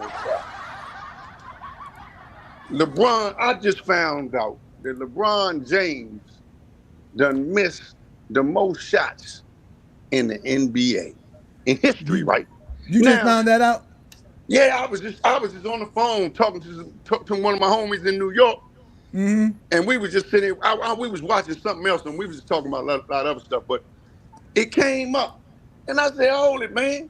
This dude supposed to be the king of this and the goat of this, and all these games he done played in." And then I found out that they got something called game management, and I'm not on LeBron like that because he did a lot for the game, but You it on ain't no LeBron. comparison, You man. started on LeBron. You on But LeBron. I'm There, saying I don't want I won't hang my hat on him. But the other one of them channels, man, they had Gilbert Arenas up there, and he was lying about the P Diddy, and everybody was listening to this dude. I wanted to come up on that show so bad because he was using his status as an NBA player to lie to the people on the channel, and wasn't nobody pushing back on this nigga. You know? Now hold it. Now Gilbert Arenas is an NBA player, and he has some bright spots in the NBA. But that don't make that motherfucker no Johnny Cochran or no lawyer. But hold on, I thought you said that you don't respect anybody who didn't play at a high level. Why are you disrespecting Gil? He played at a high level. Well, what I'm saying about Gil, right? Okay, I never, when I talk about a high level, and by me playing, right? Yes. And the reason why I hold people like Kobe and even people like LeBron, man, shit, I could play with Gilbert Arenas. Fuck that. No, and that. I think one thing about it, right? One thing about it, being at that level, you get an opportunity to play against pros. You get a chance to go into the seat. Now, Gilbert Arenas was athletic and everything like that, but that nigga has some serious flaws. How many playoff games did he win? I think they won a playoff series or two in it while he was there, if I'm correct. I know Yeah, he lost you got to think hard on it, GOAT. right? I know he lost to the GOAT a couple of times. This is what I'm saying to you. This is what I'm saying. Yeah. You have to think hard about it, don't you? No, I mean he played in the 2000s. Now that's over 20 years ago. Now, if I actually You bring was up some stuff alive. about, You should know. You was I a know stat that. man. You was stat. But I'm not. I wasn't a Washington. I wasn't a. You cannot. I wasn't a be Washington selective. Wizards fan though. I wasn't a Washington Wizards fan. You cannot be selective in how you disseminate your information. Man, What you either mean? you know what you're doing or you don't. I mentioned the guy, but but to move on from that point, He's won a playoff game. Kobe Bryant learned his work ethic. Kobe Bryant learned his work ethic by being a good friend to Michael Jordan. You got to go back and just look at the tapes. False. They said he said he used to call Michael Jordan at the wee hours he had an open line to one of the greatest players that ever played the game. He didn't have big hands. He wasn't super athletic. You can hear what he's saying. But he had that dog in him, man. He worked. Allen Iverson said they go to the club, Kobe go to the gym. Everybody know these stories, man. Yeah, you know why he can hit up Jordan at the wee hours? You know why he can hit up Jordan at the we do hear these stories. Do you know why he can hit up Jordan in the wee hours? Because we all know Jordan's in the club tricking. Nah, man. You can't be in the club tricking and then go out on the floor every time you hit the floor and give the people the business, man. Jordan That's what Mike did. He was cold, man. That's what Mike I don't did. care what nobody say. You cannot take away what the man did on the floor. I saw Jordan. A lot of young guys coming up. That's why I got a strong aversion towards guys who never played. If you never been to a camp, if you never been in there and actually felt, it's one thing to talk about Kobe. He said something about blacking out, but it's another thing to go through it. And then he went through it with Kobe. In a game that what Kobe's talking about, you black out in that game. You can black out in that game, meaning your body goes to a particular place in time where you're gonna have to find out. You're gonna have to find out where to get that monster out you to win. And that's what Kobe did. Listen, you said that. No, wait. You said wait. Hold on. You said. Let me say this to you. Go ahead. Cause I got to show you something. You got to pay attention though. But go ahead, Wally. I seen Michael Jordan do it, but when I seen LeBron play, I see that nigga fade. I said, damn, where's he going? The game is on the line. This is the King James. He ain't supposed to be looking for nobody. Look, he supposed to call his number. He supposed to call his play, and he's supposed to go to work. Oh my See, God, this is what I'm trying Wally. to say. This how I see the game. Now the LeBron James boys, they sitting back, LeBron, they going into Diddy mode. You dig what I'm saying? They going into P. Diddy mode when this nigga's not coming through. He went to the finals, man, 10 times and got his ass kicked 6 times, man. But what does Goddamn, how that can got you to get do with Kobe how can you Bryant get the being better greatest out than of that? Mike? No, how are you gonna sit here and tell us, right, that Michael Jordan had all this crazy work ethic when the players who were in the league at the time know Michael Jordan didn't, and players who saw Kobe was talking like this? I used to watch Kobe before the game, right? And how we went to shoot around and pregame, getting our shots up, they do the little hand and no. This man in real time, full contact, and you better hit him how he gets hit in the game. Man, I saw Before this the tape, game. man. So if he's doing, Get that nigga off of there, 1, 'cause 2 he at couldn't the do nothing elbow with no pump Michael fake, Jordan. you better jump and you better land on This it. nigga right here couldn't play with no Michael Jordan. And I'm like, Gilbert yo, Arenas. he's getting hit harder in this than we are in a game. And if Train you yourself, don't hit man. him, that's not realistic. That's not what they're gonna do. Rajah Bell is not gonna play me like that. And I'm sitting here, and I'm sitting here like, You can't fuck with nobody that got a mind. They mind trained like that. That's scary. And that's what he's practicing. And before 2 hours before the game, he's playing us. Sitting there, right? And he's over here talking about Rajah Bell won't play him like that. You I want to in? see who's sitting. You see who John Wall said? John Wall said nobody got that mentality. Jordan did not have that mentality. Wally, stop giving Jordan Kobe Bryant's mentality. Michael Jordan did not have that. John Wall, and that guy that you had up there talking, Gilbert Arenas. Jordan would have gave them 40 easy. No, he couldn't have. Come on, man. Why? Neither one of those guys got anywhere to an NBA Finals. All of them guys you got up there talking, Gilbert Arenas and that other brother, I don't know his name. I know he was like a scorer. He's like a point guard. He could Gilbert score. Arenas. That's Gilbert Arenas who put up 60 on Kobe. I know Gilbert Arenas. He Agent Zero. I live in the city. I used to watch him play. But what I'm saying, he couldn't do nothing with no Michael Jordan. So what is he talking about? He put up 60 on Kobe. He gonna put 60 on Mike easily. What is he gonna do? That guy, Gilbert Arenas, didn't win shit. Yeah, because he didn't play for the Lakers. Oh, well, if that's what you want to call it. You know, he played for the team that Michael Jordan destroyed, the Washington Wizards. No. Yes, Jordan destroyed the team. It got so bad in Washington, they gave Gilbert Arenas $100 million. That's how bad Michael Jordan was. 6 championships in a row, man.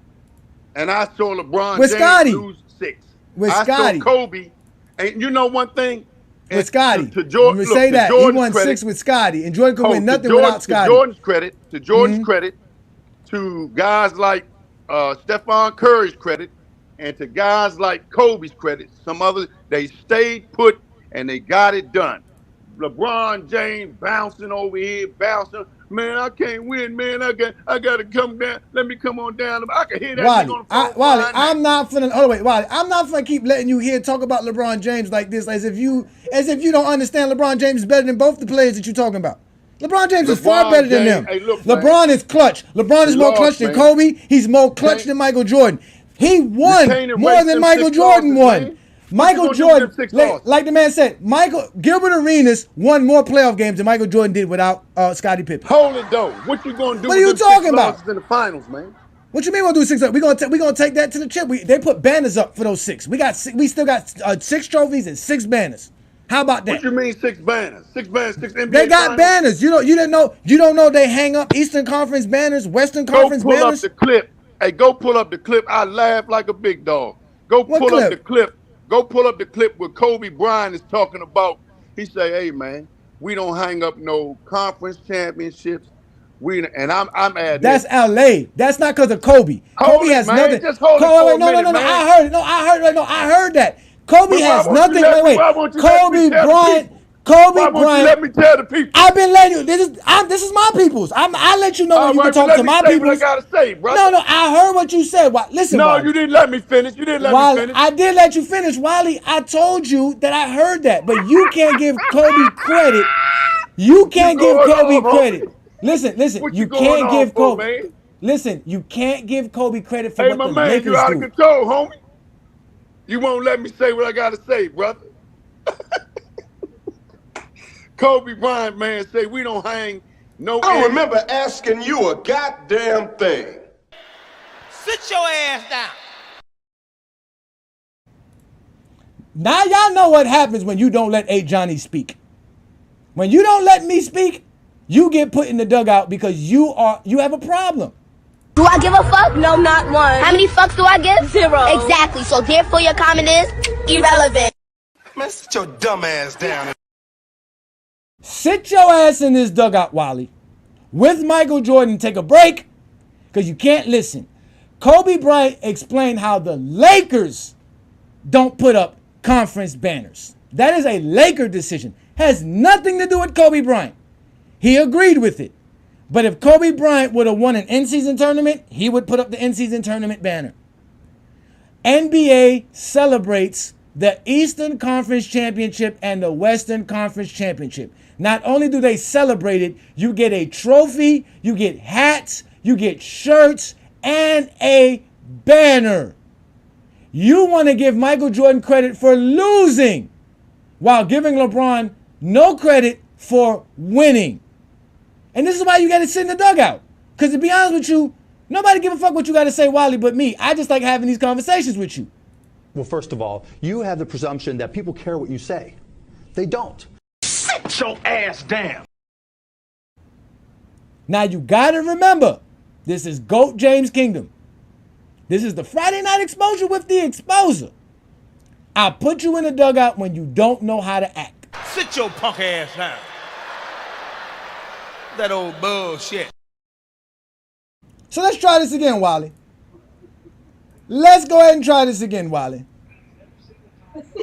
Now, go ahead and tell us the story about Kobe Bryant and why the Western Conference Championship means nothing because of Kobe Bryant. I don't know I don't know what you done did to me, man. I put you in the dugout to take a break, get your medicine.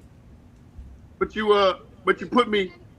I put you in the dugout, the 94 dugout. That's where you belong. When you don't let me speak, you go into the dugout. I don't know how to work this thing here, but you done put me in the dugout because you can't accept the truth. My man Jack Nicklaus had the movie, said you can't handle the truth, man. You don't want me to tell you the truth. And why you guys are so emotional. But you know, I understand why you're emotional. Because Basketball never really up here, bro. Playing in As long as you think MJ the GOAT, we never good. really paid. Like, bro, stop it, Wally. Like, just stop it, Wally. I can't even find it. It's exactly why old people don't need internet. Get your medicine, Wally, because you out here lying and fibbing on Friday Night Exposure. Stop fibbing. Stop fibbing. It's bad that you don't want to put. You got a nerve to say Kobe Bryant got all this skill level and he can't be better than Michael Jordan. Because Michael Jordan. Some of these guys that you bring up, some of the guys in the chat, if they had truly played the game of basketball and they would get a better understanding of what they're looking at when they get at the, get on the couch, get in the couch potato mode and get their lemonade and their chips and whatever, and they would have a better understanding. It's not their fault, man. It's not their fault. All right, so wait. Hold on, wait. No. Let's do this because I want to shock some Michael Jordan fans. So why when Kobe Bryant wanted to talk about the greatest defender of all time, why he mentioned Michael Jordan? He mentioned Scottie Pippen. I'm a young player coming into the league today. I would really focus on the defensive end of the floor and look at Scottie Pippen. I mean, this guy was a genius. It's ball pressure, playing passing lanes, blocking shots, taking charges, and he played with a passion on the defensive end of the floor. Like, no, this is the most exciting part of the game to me. Obviously, if I can learn how to cut angles off like Scotty, be aggressive on the defensive end of the floor like Scotty, I think that'll just take my game and the team that drafts me to an entirely different level. When he kicked your ass, you ducked your head and wouldn't shake the man's hand. Okay, check this out. You ain't hear the video playing while you were talking, Every bro. time you lose, you post. You ain't hear the video playing, dog, when you were talking. Go shake the Hey, man's fam, hold hand. on. And I think now, it's hearing but he Bro, aids this ain't is man got not working. talks nothing That's the good straight to through say the problem, bro. about video, Michael bro. Jordan. That's But Those, crazy. those I hearing told you, aids is D. not working, bro. You I got told you you, got I to said get what I those said, hearing D. aids out. See, I'm not no, I ain't no emotional I wreck like want to know y'all what's guys. cracking. I think the hearing aids I'm is not working, impartial. bro. You need to I go see the played. I know doctor and what's get some happening. new batteries. I saw what Isaiah Go and, eat your and you shouldn't have tapioca been and on sit the dream down, team, bro. bro. Shit. Now you get on there, you're crying and on TV with Magic Johnson. You know I what you think he did. can't Lord have hear us, mercy. hey Everybody Johnny. saw what you did. He I can't. don't He No, think because can't. his I don't hearing think he aids can hear broke. you. Hey, let's You let him. hearing Hey, aids walk hey, let's right let him by the rant. guy. Let's let him rant. Hey, let's let him rant. Go ahead, continue, Wally. You walked right by the guy and you wouldn't shake his hand. That's cold, but in the opposite direction.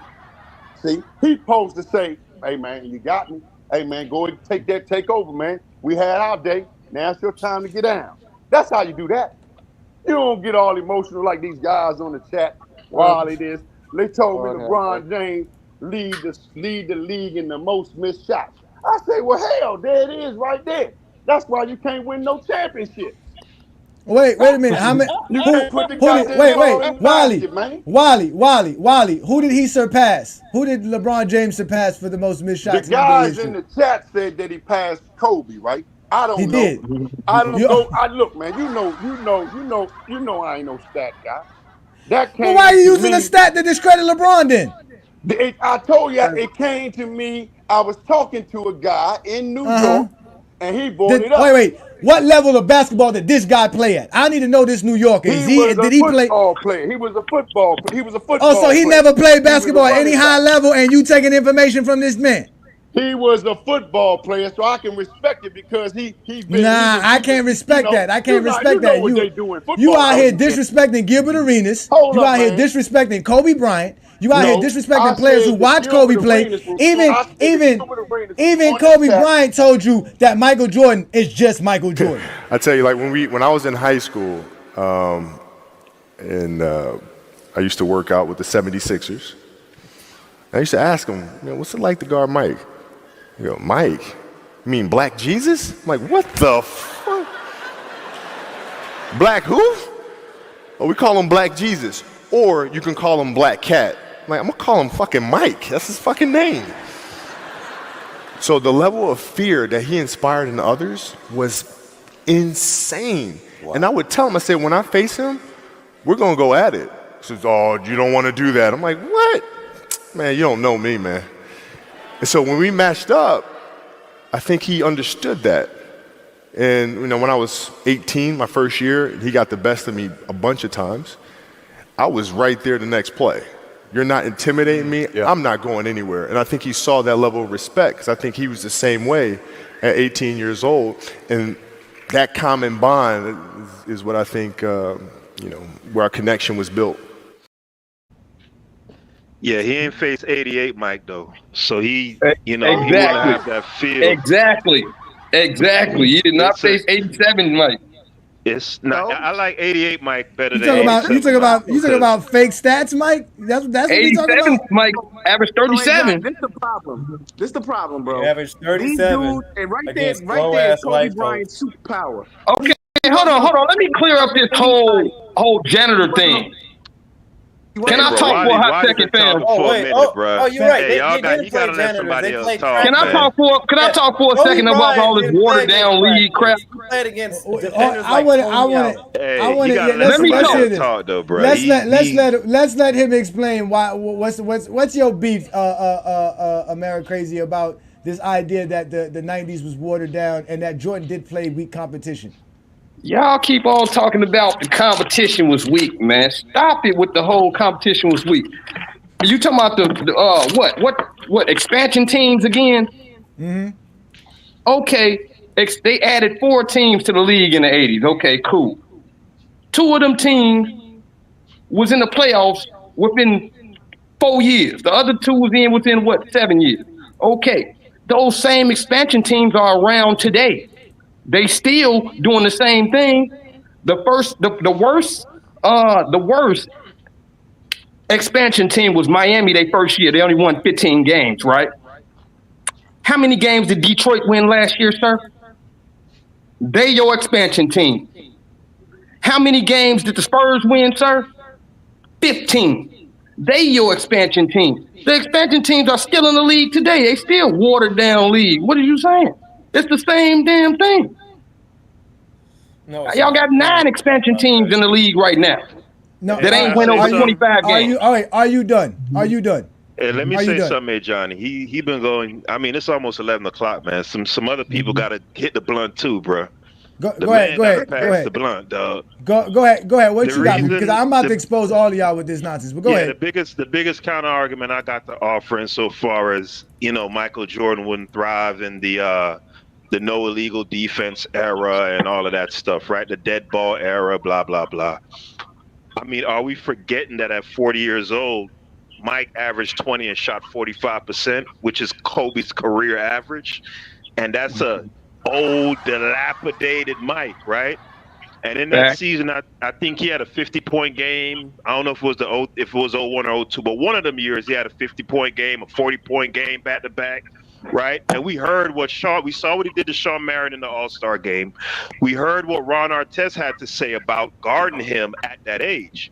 So for me, if you're a logical person, right, and you see what a 40-year-old man was able to do in the quote-unquote toughest era, then by extrapolation, you say, okay, if I take that same individual in his prime, when he had Dwayne Wade level of speed, quickness, explosion, and all of that shit could get to the line 11 times, 12 times a game, then that should tell you he's dominating in this era just the same. Would average 50. No, he wouldn't average 50. That's ridiculous. KD even said it. KD said with all the space. That's ridiculous. There's not with enough. all the space and all the extra possessions that they get today, when he averaged 37, give him 10 more points, is what KD said. He wouldn't be able to get enough shots up to average 50. Ladies and gentlemen, That's ladies and gentlemen, you guys can understand why the GOAT James Kingdom platform exists. Narratives and lies such as these two gentlemen had just spoke over the live airwaves right here on GOAT James Kingdom channel is quickly going to be exposed. First, let me get to America Crazy and this expansion era. The expansion era had nothing to do with team records. It had to do with the fact that the NBA expanded and added players to the league that were not good for the league. Guys like Muggsy Bogues became starters because of expansion eras. Guys like Greg Anthony became starters because of the expansion era. When you're talking about those teams like the Miami Heat, the Orlando Magics, the Charlotte Hornets that ended making the playoffs during those expansion eras, they were able to do that because they were getting first-round draft picks, early lottery picks.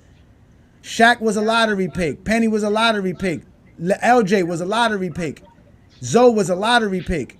Cycli was a lottery pick. Glenn Rice, all of these guys that these teams are at, all these players, because they were sorry first. The league had to actually put a rule in when they put in Toronto and Vancouver that they couldn't get the #1 overall pick for like 5 years because of what happened during the early 90s and how teams like Detroit, Boston, LA, and all the teams that were dominant in the 80s fell to the wayside due to the expansion era. These same players that you want to use their quotes and words about things also said the 90s was weak. Larry Bird, Dr. J, Dennis Rodman, plenty of people explain why the 90s era was watered down due to the expansion by adding players to the league that were not ready to play, such as high school players, international players, and players that just didn't deserve to have a uniform at all. If they didn't expand, Muggsy Bogues not in the league. If they don't expand, Greg Anthony never becomes a starter in the NBA. He is a bench player. So all of these things is why make that era watered down. Now, as far as the competition level, Michael Jordan never faced a Ron Artest. He never faced these elite defenders in the 80s and 90s. There was no elite defending guards in the 90s and 80s other than Michael Cooper, which came off the bench for most of his career. Guys like Albert Robinson or 6'5", 6'4". Again, Michael Jordan did not have the level of competition in 2000. Now, this goes to you, Peter. This idea that a 2003 Michael Jordan at 40 who took 20 shots per game to average 20 points per game was somehow dominant on 41% shooting, you're false on that. No, he Jordan, shot 45 the next year. He shot 41. The first year he shot 41. No, he shot 41% in 2003 when he averaged 20 points per game. No, incorrect. Yes, he did. He shot 40. I'll look it up right now. Go look it up while I keep speaking. Don't cut me off. Go look it up. He shot 43% or 44% the year before. But he shot 41% when he played 82 games in 2003, averaging 20 points per game on 20 shots per game. Michael Jordan cannot play the game of basketball the way you are trying to extrapolate. He played the game the way he played it. Excuse me, sir. Can I talk now? No. Oh, I can't. Oh, okay. I'm still listening. All right. Yeah. Pay attention. I'm paying attention because I got to come back to all this. If you need help, I can put you in the dugout. And then that way you can pay attention for sure. Now, let me speak. I'm not done. I gave y'all the mic. Y'all said what y'all had to say. Now take this exposure like a man. Okay?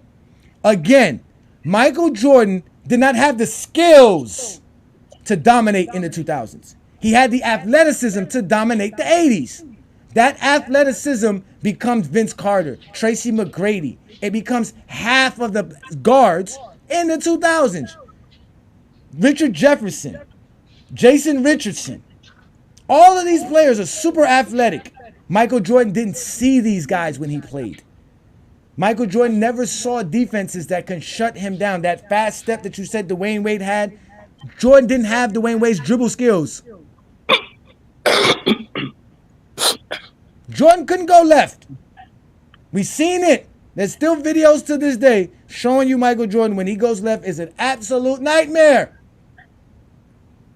These are facts. Doesn't take away from Michael Jordan's game. I keep telling y'all this. Y'all the ones who want to keep praising Michael Jordan. I'm trying to praise Kobe tonight. Because Kobe was more skilled, was way much more skilled than Michael Jordan. He could dribble better, he could shoot better, he could do so much better than Michael Jordan. He played in a tougher era than Michael Jordan. He had to guard tougher guys. I saw Kobe guard Damian Lillard and shut Damian Lillard down. Never seen Michael Jordan do that in any sort. Hey, I got Never the played numbers against for you, anybody. Ajani. What is the numbers, Peters? All right, so in 2001, he averaged 22.9 on 22.1 shots. Mm-hmm. What was the field goal percentage?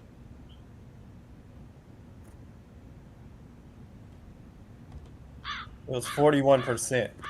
And I know that. You have now been exposed by the exposure. Who cares about them stats? They didn't even impact winning. Go ahead, That's what it's all about. Go ahead, it's all about Ishmael. impacting winning. Michael Jordan was a beneficiary of playing in a weak-ass league. Weak-ass era. They played with neck braces on. I didn't finish saying what I was saying. Hey, I'm talking. It's my turn. I'm talking. You had your chance. You had your chance. Hey, pussy nigga, I wasn't done talking. I don't care. I'm talking. You had your chance. Too bad. You should have said what you needed to say. Too bad. That's your fault. Okay, they played in Chuck Taylor's. They had a 7th round draft. What kind of weak ass shit is that? 7 rounds draft, bro. Playing against weak ass white boys that were slow as molasses. Michael Jordan was so great. He didn't even need to have a left hand to be great. Weak ass white boys. Just his athleticism alone got him over the hump. And they played in the league with no zone and played in an era where they had illegal defense. That fucking sucks. What kind of shit is that? Then he got to play in a beneficiary of another era where they had freaking an expansion team playing against Muggsy Bogues and Craig Elo. Weak as sorry as shit. Like, what kind of stuff is that? Kobe Bryant had a stronger mentality. He had that Mamba mentality. He was that dog. He played with a broken finger. Michael Jordan played in a flu game. It wasn't even a flu game. It was a hangover because he didn't have the determination and the discipline to make sure to not get fucking drunk before a goddamn game. Sorry ass player. Goddamn, Kobe Bryant didn't go to clubs. He made sure he wanted to win. He chastised his teammates and criticized them in order to become champions. He elevated the LeBron James and a bunch of other players on the USA team to become great players for the gold medal win. That's Kobe Bryant. He played in the toughest era of basketball. Michael Jordan was a beneficiary against sorry-ass players playing in Chuck Taylors and fucking neck braces. You can't compare that to Kobe Bryant. Michael Jordan would average 20 points and shoot with 50%, would shoot 40% when if Tony Allen was guarding him. He wouldn't do squat if he brought his game in the 80s. Stop playing, bro. Kobe Bryant, 81 points. Michael Jordan ain't got shit on Kobe He Bryant. averaged 23 at 40, so he gonna go down to 20 at 18. Listen. I want Peter What to about when tell Kobe me. only averaged 13? Listen, I don't care about that. I want Peter to tell me what was Michael Jordan's field goal percentage for 2002-2003 season where he played 82 games and averaged 20 points per game. The last season. Hey, bruh. How you let that fly ass nigga? Hey, you know what? Let me let it go. Don't do that, Peter. Don't do that, Peter. Peter, don't do that. We are all wait. We are all men here. I open up Friday Night Exposure for y'all to talk basketball. Don't get in your emotions because you lied. Blatantly lied. I gave you an opportunity, Peter. We sat there and let you speak. You went and got the information and saw you were fucking wrong. You didn't know Michael Jordan's numbers because you don't need numbers to make Michael Jordan the GOAT. So I ask you again, if you don't need fucking numbers to make Michael Jordan the GOAT, why the fuck Kobe Bryant can't be better than Michael Jordan? Because there's nothing that makes Kobe Bryant better than Michael Jordan other than the same shit you're using to make Michael Jordan the fucking GOAT. We're going to have a show here, ladies and gentlemen, because that's what I do best. That's why I'm the exposer. I shut this shit down. I let y'all speak. It's not my fault you speak fucking uninformed, ignorantly, without having information. So when you show up on a Friday night, respect my guests, because at the end of the day, Ishmael and Twin Man are GOAT James Kingdom members, and I can only have a show with them. I don't need y'all. So y'all gonna respect each other, and y'all gonna respect the platforms that are giving you this opportunity to speak. You are able to speak. But just remember, if you're not saying the right shit, you will be exposed by the exposer. That's what Friday Night Exposure is all about. You want to lie and not get called out for your lies? Go to Cricket TV. Go to Michael Jordan Fans Are the Worst page. Go to Meltdown Television. Go to Unsmart Hoops. Go on those programs where lies are accepted and available because it sounds better than the truth. Here in GOAT James Kingdom, we only talk what we know. We don't talk nothing else. And what we know is Michael Jordan shot 41% in 2003. That is not fucking great by Michael Jordan standards. Not by GOAT James Kingdom standards. So don't get upset because everybody gets a chance to speak. Now I'm going to bring up y'all one by one because every time I bring y'all up, y'all start acting all fucking crazy. So America Crazy, I addressed your comment about the expansion era and the weak era that Jordan played in. What is your response? Okay. Now, wait, hold on. Can I go to that Kobe thing first? Because you said Michael Jordan at 40 only averaged 22.9, but Kobe last 3 years he averaged 13.8 points, 22.3 points, and 17.6 points, and he shot 45%, 41%. That's his last 3 years when he 37, 38, and 39. Mike at 40 averaged 22.9. So that already clears that out of there. As far as what I'm talking about the expansion teams, it doesn't. You talking about it brought more people in that wasn't NBA players? No, they kept the same NBA players because they drafted from NBA teams. And then, yes, they got high draft picks to get them way more talent, right? And then you're talking about the defense. What are you talking about? Gary Payton was in the 90s. What are you Lindsey Hunter. Do you remember that dude? Defensive guard was in the 90s. You did not just say Lindsey. Did you not just say Lindsey Hunter? Did you just say Lindsey Hunter? That dude was a lot. That dude was a lot. Then you got Joe Duke. Like, come on, dude. But most of the defenders in that era were big men, though. Meaning they didn't want people coming to the hole like you can easily run to the hole right now in this era. The people with defense were the big dudes, guard the rim. That's where you get the Akeem Olajuwons, at the David Robinsons, the Pat Ewins, dude, the big man. So I don't understand what y'all talking about defense. Y'all don't even know the game.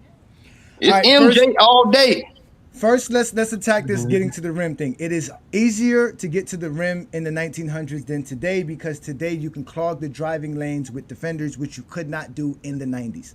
A center standing at the rim does not stop a player 25 feet away from the rim from getting to the rim. He will contest it once the guy is at the rim, but getting to the rim is easier, and driving to the rim was easier in the 90s and the 1900s than it was today. Now, again, you said something about the expansion era drafting players. 4 more teams. You're adding another 60 players to the league that are not in the league originally. Remember when Ishmael brought up the league had 7 rounds. They got rid of the 7 rounds because every player after the second round couldn't make the NBA. So a lot of those players who were not being drafted, who couldn't make a roster before 1989, were now eligible to be on a roster. And not only be on a roster, to be a significant player on a roster, because they need to fill the rosters, because you were only allowed to grab 2 players from another NBA team that was put in a draft. So you still didn't get a bunch of players. You only got 2 players from the NBA. You had to fill up the rest of your roster with players that were no longer players in the league, either college players or guys that couldn't sign with the league prior to this. That's why guys like Muggsy Bogues, go look it up. There's plenty of players that played on Charlotte, Miami, Minnesota, and Orlando that would have never been in the NBA. Guys who played in Toronto and guys who played in Vancouver would have never been in the NBA if they didn't expand. That's why the league started allowing high school players in, why they started going for international players, because they needed to find players. There was no players available to grab and add to these teams. That's why it watered down the league, because you added more water, but you didn't add no flavor. Now, you said that it watered down the league, right? Because it brought more people that wasn't in the NBA. Yes. But when they did the expansion draft, they draft from NBA teams, which would make them NBA players, correct? 2 players. No, it was 8. They got them with 8 players. Yeah, again, 2 players per team. 4 teams, 2 players per team. 2 times 4 is 8. 8 players from the 23 teams ended up on the 4 new teams added to the league. Those 4 teams still needed to add 10 players apiece. That is 40 plus players being entered into the league. Not to mention you have to replace the 2 that the other teams lost. So you're adding 60 players, 50 players to the league that were not a part of the league or couldn't make the league prior. Excuse me, sir. Gilbert Arenas was in the NBA. He said that every team dropped 4 players per team, and they kept their top 8. That's what he said. He said they dropped it last 4 and kept the top 8. Pay attention. Every team was told there was a certain amount of players they had to be allowed in the draft. Mm-hmm. Okay? So if the Bulls had 12 players on the roster, they kept their best 8. They put 4 in the draft. You as an expansion player basically have a pool of what's 4 times 23, about 100 players. You have a pool of 100 players that you can pick up, but you only get to pick 2 of them. If they don't get picked, they go back on the team's roster. So as an example, Dale Curry was drafted in the expansion draft to the actual Hornets. If I'm correct, no, was it Dale? If I'm correct, one of them, I think was Dale Curry or another player. They came from another team. Or a perfect example, Rick Mahorn was drafted to the Minnesota Timberwolves in the expansion draft. They lost Rick Mahorn because of the expansion on Detroit. And that's how it worked. It worked like that. So Detroit had to replace Rick Mahorn, not with somebody that's with a free agent, because everybody has players. You're going to go get somebody that wasn't in the league prior. You have to fill the league up with players that were not NBA players at the time. That's why they were going overseas and getting guys like Vlade Divac. That's why Sabonis joined the league after Sabonis was playing for like 12, 13 years overseas and came to the NBA well past his prime. Do you agree some teams got better after the expansion? By getting rid of their 4 worst players and then picking up better players? It took time, such as the 96 draft. I'm talking about the top teams. Like no, if I was the top the Bulls, teams fell. All the top teams fell. The Bulls were able to survive the expansion era because they were building their team from the mid 80s. Most of the teams that were building their team from the mid 80s was able to survive the expansion era, like the Knicks, like the Bulls. What I'm saying is I'm getting rid of my 4 worst players, and I'm going into free agency and filling those spots with better players, so that team gets better. No, you're not. Where are you getting the better players at? The players that are on your team were better than the guys that were free agents. That's why they were on your team. The guys that you just let go were better than the players in free agency. The bottom four is better than the free agents. Okay, who's a free agent this year? Was Paul George a free agent? Is the bottom percent better than Paul George? Paul George is not a free agent. But he was a free agent. At the end of the day, whoever's a free agent in today's NBA is not better than anybody that's signed on the team. That's the point. That's why he's not. That's why they're not on the team. All right, man. You're not. Okay. I get it. You. Do you understand that? Now that you know and understand this, does this change anything about Michael Jordan? No, because why do you give a fuck? Okay, if it doesn't change nothing about Michael Jordan's greatness, why the fuck you care so much that the league was watered down and expanded? Why do you care? Why do you feel like you got to defend something? That was my point in the beginning. My point in the beginning is you still have garbage teams now that only win 20 games. It's not about having garbage teams. Thing. You're not talking about garbage teams. We're talking about the NBA has elite talent. They have elite talent up and down the board. It's hard to make today's NBA, and in the 90s it became easier to make the NBA because now there's an opportunity that didn't exist prior to the expansion of the NBA. See, you think this softer era means they're better? No, they're just why is it soft? Why is there soft? Why is it soft? Because you can't touch nobody. You can't do anything. They don't allow defense. They call less fouls in today's NBA, and they play better defense in today's NBA. They can't call fouls because you can't touch nobody. Nobody's touching anybody, man. So what? So you're basically saying players just let players run around and score on their own? Yes, they have. That's what KG was talking about. He said freedom of movement. Freedom of movement. They have freedom of movement. Freedom of movement means you can't elbow somebody running up the lane. That's a foul. Yeah, no hand checks, no holding, none of that. That's always been an NBA rule. That's nothing new. That's always been a rule in the NBA. It's just that the NBA used to lax on certain things. That's always been a rule. You're not supposed to be able to throw elbows. It is illegal to throw a bow. If to strike a player with your elbow is illegal. Always I'm talking about bumping players on cuts, stuff like that. I'm not talking about They still do that now. They still do that now. They still slow players down by standing in front of them or stopping their lane or making them go around them. You cannot run through nobody. That's what they're doing that with guards because ain't all the centers at the 3-point line. So who bumping people? Who hurting people? Who cares if the center's at the 3-point line? I got somebody at the elbow and somebody on the low block. How you get into the paint?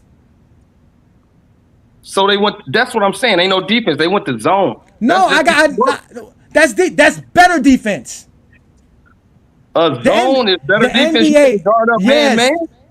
Of course, it's way better defense than man on man because you can't guard nobody man on man the way these guys dribble. That's the whole point. You can't hand check Kyrie Irving, bro. You can't put your hands out and try to stop Kyrie Irving. Kyrie Irving's gonna go around you. You can't hand check Gilbert Arenas. Yeah, but when he goes in the hole, he gonna have a Elijah Wan or a David Robinson in there, and they can finish with their left hand or right hand. They're better than who Olajuwon was going up against. They're better than KJ. They're better than Gary Payton at the basket. Those guys cannot finish like Kyrie Irving could finish. They can't finish like a James Harden. They can't finish like a Paul George. What defensive player is better than the players I just named, the David Robinsons and Elijah Wan? What defensive players are better right now, you said? There's a bunch of players that's right now defensively. What are we predicating this on? Their ability, or are we doing this off of their stats and accolades? Defensively, period. No, I'm asking you again. Don't. I asked you a question. You got to choose one or the other. Are we going off of stats, accolades, and achievements, or are we going off of ability? We going off the whole rip. How you think they got the accolades? Because they earned them. We can't go off of stats, accolades, and achievement because players like Rudy Gobert, players like Bam Adebayo have not finished their careers. We don't know what their careers are. But they're not better defensive players than David Robinson or Elijah Wan. Yes, they are. They cover more space than David Robinson and Akeem. Akeem Olajuwon and David Robinson never had to guard 25 feet from the rim. Never. They didn't have to do it.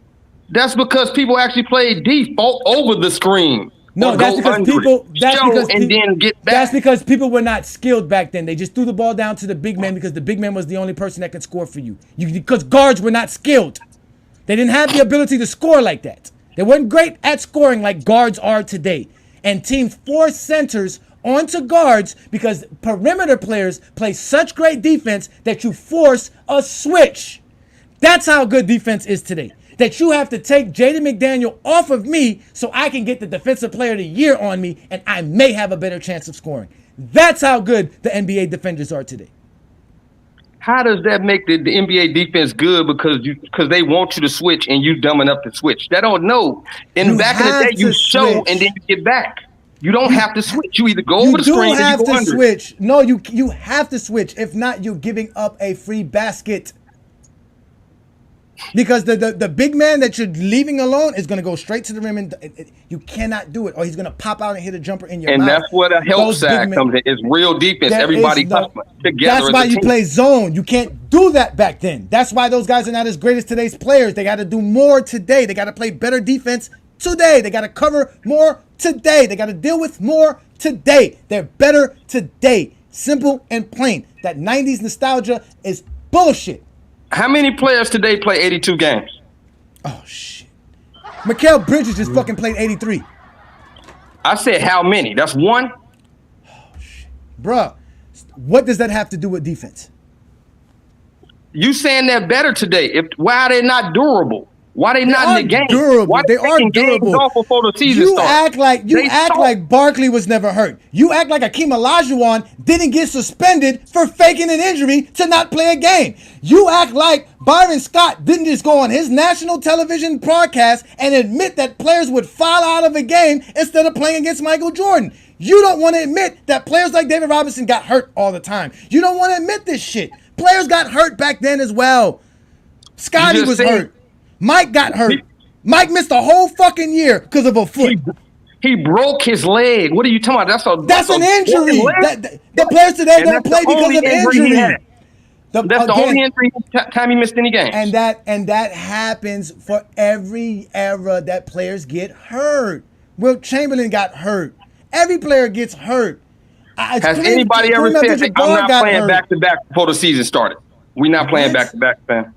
Have anybody ever said that before the season started? Have the players of that era been able to sit on one side of the basketball court and not worry about no action at all and get a chance to rest throughout the game? Who's resting? What are you talking about?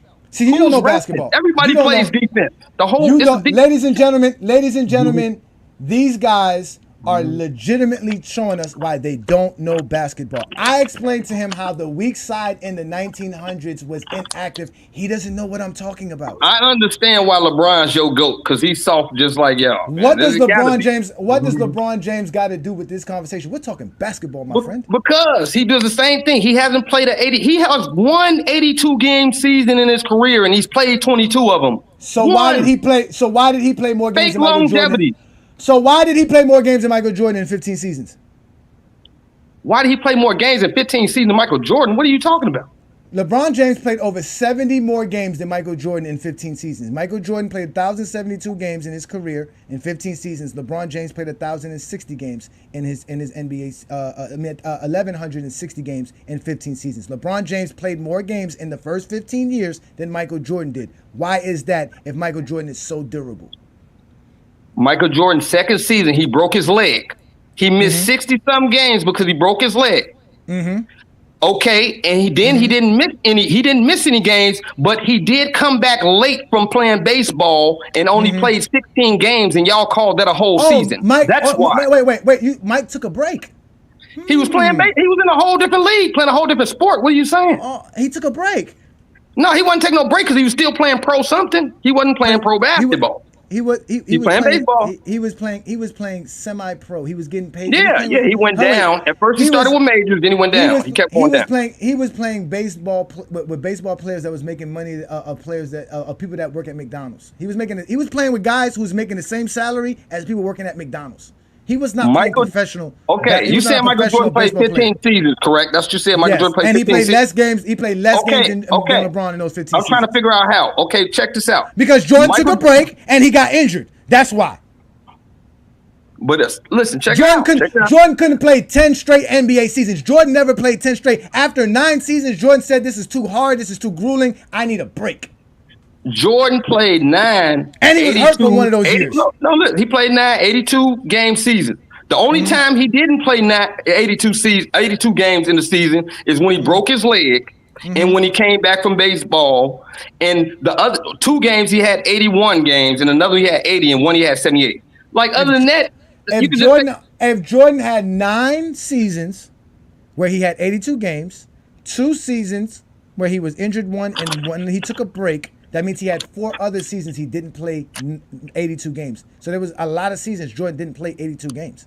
Yeah, because he played 81, Michael he played 80, Jordan, and he played 78. 4 of the seasons that Michael Jordan played 82 games, he came back from a break to do that. Oh my God! How many? So LeBron got 1, correct? But he played 22 seasons, right? I still don't see what this has to do with anything. It's called durability. The players LeBron's more durable than Jordan. They taking off games before the season starts. LeBron's played more minutes, more games, more seasons. He is more durable than Michael Jordan. He's more durable, you say, right? Listen, I'm gonna repeat myself. He played more games, more minutes, more seasons, more playoff games. He's had longer stretches and seasons than Jordan. He has more what's it called 100-game seasons than any player. Who's won more and whose stats are better? Who's won more and whose stats are better? LeBron's stats are better. Jordan won more. No. Michael Jordan averages 33.4 points in his playoff average. Playoff average. The highest. The only ones up there is Luka, not LeBron. And LeBron averaged more rebounds, more assists, more blocks, shoots better from the field, has more playoff points, more playoff rebounds, more playoff assists, more playoff steals, more playoff blocks, more playoff wins, more playoff series wins, more conference titles. Shall I continue? Did you say conference titles? They count. Who has more chips? 6 of 6 and what? And somebody's 4 of 10? That's fine. Jordan doesn't have the most. LeBron has the most conference titles. Jordan doesn't have the most titles. Conference titles? That's like an in-season tournament title. We don't care. Can you win the NBA championship without the conference title? No. Okay, so then it means something. The NBA says it means something. It means something. A conference title is a trophy. It is an accomplishment. It is an achievement. It is a part of winning. Who came in second in the 1987 finals? Who came in second? I don't know. What you mean? Who came in second? Because that's what the conference champion is. The conference champion is second. Who won? Who won the Eastern Conference in 1987? That's what I'm saying. Boston, maybe.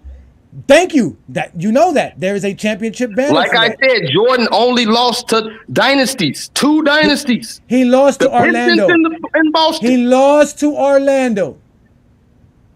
After only playing 16 games and coming from baseball. That was the whole break. Taking a break, fresh legs. He's the only one on the court with fresh legs. No excuses. Fresh legs. Jordan was sitting in the dugout. This is what Jordan was doing. If you cut LeBron to 15 seasons, he got less points than Jordan, though. You do know that, correct? That's fine, but Jordan has less rebounds, less assists. I mean, what does that matter? Less turnovers. Jordan is not the playmaker LeBron is. Not the playmaker that LeBron is. More points. LeBron has more playoff wins. LeBron has more steals, more playoff points, more playoff assists, more playoff rebounds, more double doubles, more triple doubles, more winning seasons. More winning seasons. In 88, 89, I told you they put Jordan at the point. The last 24 games, he had Jordan, 11. He had 10 triple doubles. Jordan was never listed as a point guard, and the games that you're talking about were supposedly only 11 games, and he was under 500 for those 11 games. He was not under 500 for those 11 games. He had 10 triple doubles. He had 10 triple doubles. I'm tired of exposing you. He was under 500. The Bulls were 5 and 6 under that span where Michael Jordan had those triple double runs. Who's under 500 in the finals? That has nothing. Who cares about that? Whoa! Do I want to be under 500 in a regular season game or something? Do I want to be under 500 in the finals? Do you want to be 6-0 or 11 championships? I want Why do 6 you for care? 6. Why do you care? Why do you care about the person with the worst record when you don't give a damn about the person with the best record? What are you talking about? I do care, but you talking about Does Bill Russell? Michael Jordan have the best record in the finals? No. But Bill So Russell- then Bill again, I ask you, if he has a worse record than somebody else, why are you making Michael Jordan better than somebody with a better finals record than him? Because Bill Russell wasn't a bus driver. Bill Russell was not the best player on the team. So now Bob we're doing- Cousy was the best player on the team. Based on what? Based on what? On they stats, on everything. So What do you now, mean? all right, so it's stats over winning. LeBron's stats make him better than Jordan. Thank No, you for they won. The proving us Boston Celtics that won. stats don't matter. LeBron won 3 championships on 3 separate teams. He won a championship on every team he's ever been on in his life. Jordan can't say that. Jordan didn't win a championship in high school. Jordan didn't win a championship with the White Sox. Jordan didn't win a championship. He won a with the championship in Wizards. college. He didn't win a championship with every team he ever played for. LeBron has. What does that matter? We talking about NBA. We're talking stats. about What are you winning. doing NBA. We're talking. We No, you're 6 for not 6. talking NBA because the Y'all 4 for 10. NBA. Jordan is not the most winning person in NBA history, so he can't be your GOAT. He's the best player. He has the most NBA. Oh, Finals You MVP. go again. You're going to Finals stats. MVP. So if stats can Finals trump, MVP. if stats can trump winning, then that means LeBron is better than Jordan because of the They're stats. winning stats. They're winning stats. They're MVP. And LeBron is finals. winning stats. Finals And MVP. Ron has finals MVPs, and championships. There is nothing about LeBron James that says he's never won. So It's 6 because to of his 4. stats, In last year. because of his stats, it makes him better than the 2 championships that Jordan has over him. The same way Jordan's stats make him better than the 5 championships that Bill Russell has over him. If we both shooting free throws and I shoot for 6 for 6 and you shoot 4 for 10, who has the better percentage? Who's the better free throw shooter? What? If That's we not how shooting this- free throws, me and you, That's not and I how- go 6 for 6 that and you go is 4 for not 10, how who's the better it free throw shooter? works. That's not how it works. You didn't go to the free throw line. That means you didn't get the shots. You didn't get the opportunity because you didn't win. Jordan He doesn't came in get cre- second 6 times. and Jordan came worse more times. Jordan How many lost times was before Jordan that. favored and lost? How many times was Jordan favored and lost? Jordan only won when he was favored. How many times was LeBron favored and lost? LeBron was favored several times and lost, but he Thank also you. won. But he also won when he wasn't favored. Jordan went to the playoff every Did season Jordan- as a Bull. Did Every Jordan- season as a Bull. Did Jordan ever win when he wasn't favored like LeBron did? When he what are you talking about? He wasn't favored against.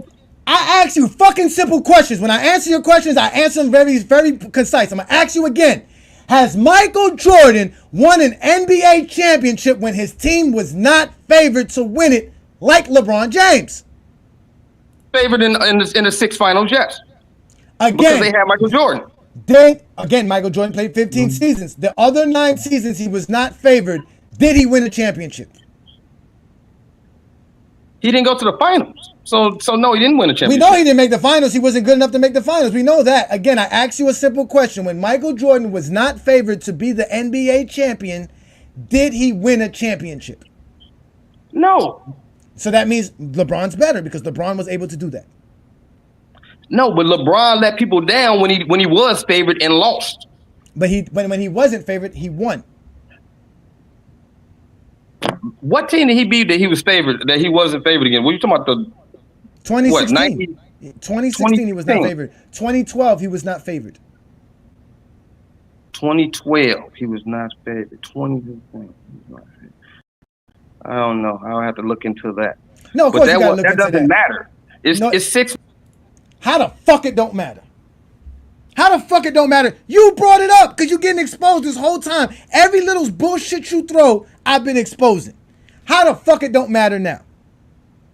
Just explain that to me. How the fuck it don't matter now? You brought up odds. You brought up degenerate gamblers. We're basing basketball off of how people gamble and how Vegas sets gamblers up to bet. That's how you want to determine a better basketball player? You don't even know what the fuck you're talking about. Get the fuck off my show. Let me bring up these guys so we can get the fuck up out of here because I am tired of these Zesty Jeffries. They do not know how to talk the game of basketball. As you guys can see, this is why Friday Night Exposure is available. I don't cut you off. I don't stop you from speaking. I let you say every little silly shit you want to say, and then I fucking expose it for exactly what it's for, a silly narrative. Everything that man just spoke about right now has got him going home in nightmares. And I'm glad I did this. And you're going to go home thinking about Ajani and everything that I just said tonight.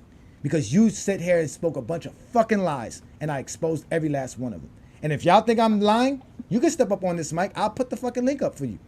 But you guys cannot talk the game of basketball. Jordan is not greater than LeBron James because he won championships. Because there's plenty of players who have won more championships than Jordan, and you're going to use stats to say Jordan's better than them. And then tell me I can't use stats to make LeBron James better than Jordan. This is why you guys are hypocrites. This is why you're bad for basketball. This is why GOAT James Kingdom exists. And this is why I will continue to do Friday Night Exposure with the Exposer, and I will continually expose you idiots. So let me let you guys get in these last words so we can get the fuck up out of here. Now, I'm going to let you get the last word, Peter, all right? I'm going to let you get the last word, Peter. I'm not even going to shut you up. So let's let Twin Man get his final word in, and then Ishmael get his final word in, and Peter, you can land the plane. So go ahead. What you got for me, Twin Man? Because I know you just heard that. So this has been a masterclass in what I came up here and said earlier. You can't have anybody above Jordan. It doesn't matter what they do, they can't be above him. They're literally saying things like Kobe wasn't athletic. What? Like it's just weird, bro. Again, I'm not a Kobe guy, but I can sit here and say Kobe was more skilled than Mike. I can say that, confidently say that. So we let it go, bro. Yeah, people need to stop. Like, it was tough to hear a lot of the things. Like, you had Peach Basketball Wally up here, Milk Crate Basketball Wally up here, talking crazy, drunk and stumbling around from topic to topic. The dude came up here and said Jordan only lost to dynasties, like he didn't lose to Orlando and he didn't lose to the Knicks. Last time I checked, they weren't dynasties. Like, these dudes don't know basketball. Then we sit here arguing over what percentage he shot in 2003 when none of that matters. At the end of the day, when you look head to head between Jordan and Kobe, yes, it's very close, and whoever you put over the other, I'm cool with. But we know who they're not better than? LeBron James, so I don't give a fuck. So that's all I gotta say, bro. This has been hilarious. It's hilarious. Here you go. Listen, Wally's still with it. Look, they can be above Michael if they win. It's simple. When I say Ben Russell, you say it's not simple no more. Right. When I bring up Havlicek, it's not simple no more. When I bring up Scottie Pippen, who has the same amount of championships, it's not simple no more. When we bring up Kareem Abdul-Jabbar, who has the same amount of championships, it's not simple no more. It becomes complicated. By Wally's logic, Robert Ory's better than Michael Jordan. By Wally's logic. Here we go. You see what I'm saying? Here we go. No, wait, listen. All gravy. Another Friday stream, same content. No, today's show is about Kobe. It's not my fault you guys are enamored with Michael Jordan and LeBron. Facts. I didn't bring up America Crazy to talk about LeBron and Michael Jordan. I brought up here to talk about Kobe and Michael Jordan. I didn't bring up Wally up here to talk about Michael Jordan and LeBron. I brought him to talk about Kobe and Michael Jordan. You guys cannot make Michael Jordan relevant. Here is an opportunity to use Kobe Bryant to make Michael Jordan relevant, but you refuse to for the sake of arguing with LeBron fans about why we have LeBron as the GOAT. When why we have LeBron as the GOAT is not why you have Jordan as the GOAT. So it becomes a silly argument because your argument can't prove Jordan's the GOAT. Just like Base Cash just said right now, you motherfuckers don't want to debate me. You don't want to get on this mic. You guys cannot prove why Michael Jordan is the GOAT. You can prove why you think he's the GOAT, but you can't prove why he is the GOAT. Winning does not make Michael Jordan the GOAT because he didn't win more than anybody else. Stop it with the winning. That's not going to make Michael Jordan the GOAT. You guys don't know nothing about Michael Jordan's career. It's sad. But guess what? A LeBron fan is teaching you more about basketball than any Michael Jordan fan or Kobe fan ever could do it. And you're welcome. This is the Friday Night Exposure with the Exposer. Hit that like button. Hit that subscribe button. Before I let you in, Ishmael, I want to give a little ticker take here. Let's go down the line, all right? As the games went down, we got final games here. The Rockets beat the the Memphis Grizzlies. The Bulls beat the Milwaukee Bucks. The Hawks beat the Charlotte Hornets. The Cleveland Cavaliers get over the Detroit Pistons. The Knicks, they did a good job there. They go. The Knicks came back. I know Knicks fans are happy now. They beat Indiana. Orlando beat the Brooklyn Nets, and Toronto beat Philadelphia 76ers. Now the Lakers are at halftime. They're down 61-52 versus Phoenix. We also got another game at halftime, which is New Orleans versus the Blazers.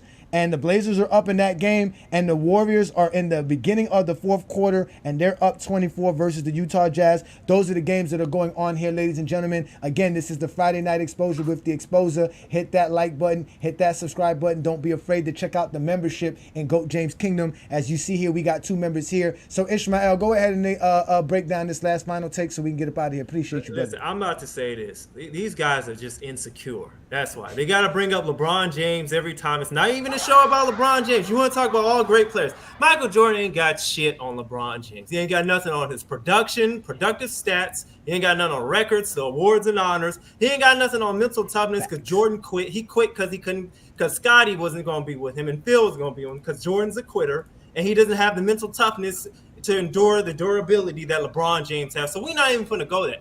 Kobe Bryant is better than Michael Jordan. Okay, the amount of injuries Kobe Bryant was playing, he was playing with over 20 injuries. Michael Jordan is not even disciplined enough in order to stop drinking before a game, and we want to call that a flu game. Kobe Bryant was playing with sore knees, after having knee surgery, sprained ankles, strained hip flexors, all types of issues. He played in a much tougher league. He was a better player, more skilled player. He wanted to win. He didn't have the benefit to playing in a weak league, like in the weak East, like the 90s, okay? Kobe Bryant is better. His career production is better. He scored more points than Michael Jordan because Michael Jordan couldn't hang. So we don't even need to argue that. I'm here for the Kobe Bryant fans today. And that's what we're about. We're here to expose that Kobe Bryant is more of a player. Yes, than Michael Jordan. He's more of a man than Michael Jordan. Yes, Kobe Bryant is kind of a carbon copy, but he is the student that became the master over Michael Jordan. And that's all I have to say regarding that. Kobe Bryant is better. Stop playing. I don't want to hear that insecurity. You guys ain't got nothing over this. It's all about Kobe today. This is a Kobe show, man. Shout out to Ishmael. I appreciate you, brother. You know what to do. You can always reach out to us here as a GOAT James Kingdom member. Yeah, man. Appreciate you, brother. Enjoy your Friday night. Be safe and watch these Zesty Jeffries because on Friday nights they out here doing criminal activities. So be careful out there in these streets. So Peter, you're the Michael Jordan fan. I'm gonna let you get your last word in. I'm not gonna stop. I'm not gonna say nothing. I'm not even gonna respond. I'm gonna let you do your thing, and when you're done, I'll let you go and to enjoy your Friday night. But again, brother, thank you for joining me. I know it's a little frustrating sometimes talking, but again, go ahead and explain what you wanted to explain and get it out so that we all can understand Michael Jordan fans a little bit better today, sir. No, it's all good, bro. I mean, MJ played 2 seasons with the Wizards, right? I was ringing off the first year, which was 01, 02. And before I could even get to the second year, somebody just stepped all over me. You feel me? But it's cool. I understand how it go. He a member, I guess, nigga pull rank or whatever. That's just how that go. I respect it. So yeah, for 02, 03, 20 points, 44.5% from the field.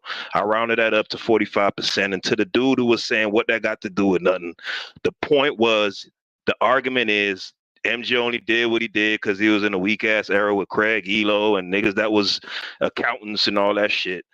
And the point is, the man was able to do 20 PPG on 45% as a 40-year-old in that same era.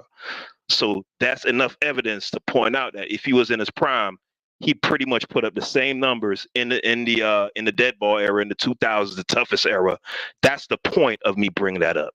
Now, with that said, why Jordan is better than Kobe? As another guy mentioned, really the greatest separation is in his physical ability and his athleticism, namely the larger hands. And then when it comes to particular athletic categories, namely first step, explosiveness, agility, and speed, he's on a different level than Kobe. So that's why when you look at Michael Jordan's peak years, which for me, I have from 89 to 93, that's why you'll see the statistical dominance along with the efficiency dominance that Kobe could only dream of. 35 PPG on 54% shooting. Kobe just didn't have the ability to do that. So what makes Jordan the GOAT is the combination. Let me say it again. The combination of statistical dominance along with that statistical dominance translating into winning on one of the highest levels ever. It's the combination. You have other players who have more rings. You may even be able to argue that you have other players who were more statistically dominant. But when you combine those two, there's no one even close. That's why he's the GOAT in a nutshell. It's that simple. Kobe is not in his league. There's a reason why there's a reason why Jordan won 5 MVPs and Kobe only won 1. And then when you look at their playoff numbers, is even a bigger separation. There's no argument for Kobe being over Michael Jordan, and it's downright disrespectful. Thank you for the time, Ajani. All right, no doubt. I appreciate you, brother. Thank you for joining me again. That was Peter Bag Juice. You can catch him on other platforms. He's also available on FYF shows like this one here, because again, we are live on the GOAT James Kingdom channel and also live on FYF platform. So shout out to Lamont and all the fellas over there. We actually gonna have another great show tomorrow on FYF, as I will be popping up on the Full Court Press and pressing up on Herm again. So y'all make sure to check out Herm's show tomorrow on the Full Court Press on the FYF show. There is a whole slate of shows that is available for you on FYF. Not only do you have the Friday Night Exposure, you have In the Zone, you have the Full Court Press, you also have the crossover, and then you have Lamont's 10-hour lives. All right, but again, we are the GOAT James Kingdom platform. This is the Friday Night Exposure with the Exposer. You can catch me every Friday night right here on the GOAT James Kingdom platform when we do this and we talk the game of basketball. Today's show was about Michael Jordan and Kobe Bryant, and why Kobe Bryant fans are actually afraid of Michael Jordan fans to the point that they won't put Kobe over Mike. But we did find some brave Kobe souls today. There were some guys who were repping Kobe to the fullest in here. Shout out to Quick Takes and the other fellas. But then we had some other folks in here that had to defend Michael Jordan against Kobe Bryant. And what was used was basically athleticism.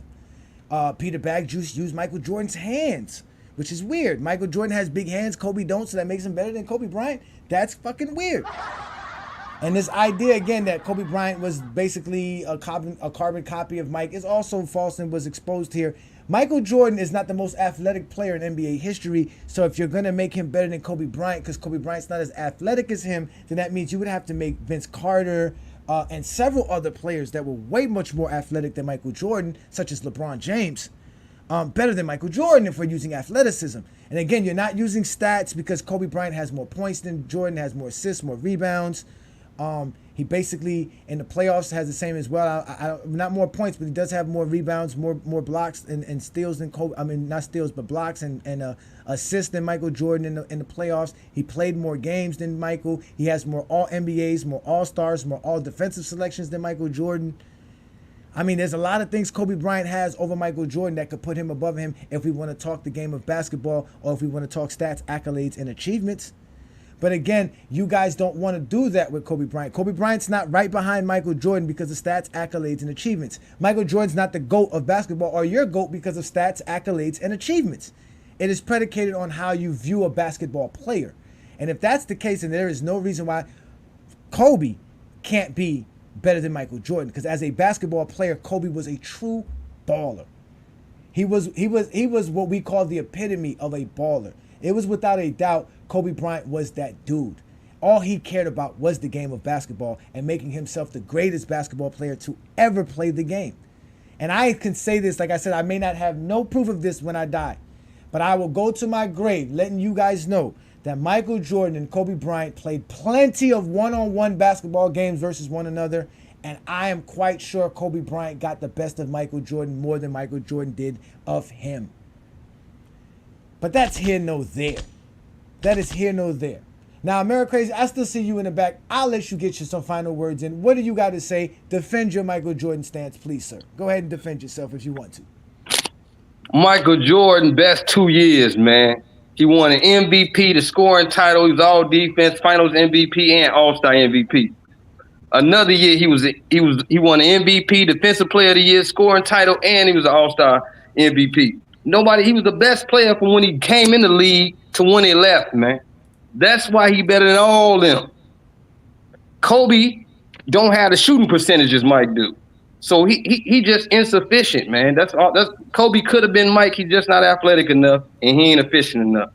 He'd rather shoot over 3 people than pass somebody the ball, man. Like I said, my MJ the man, Kobe ain't, and we ain't gonna even talk about LeBron, man, because we already know what his problems are.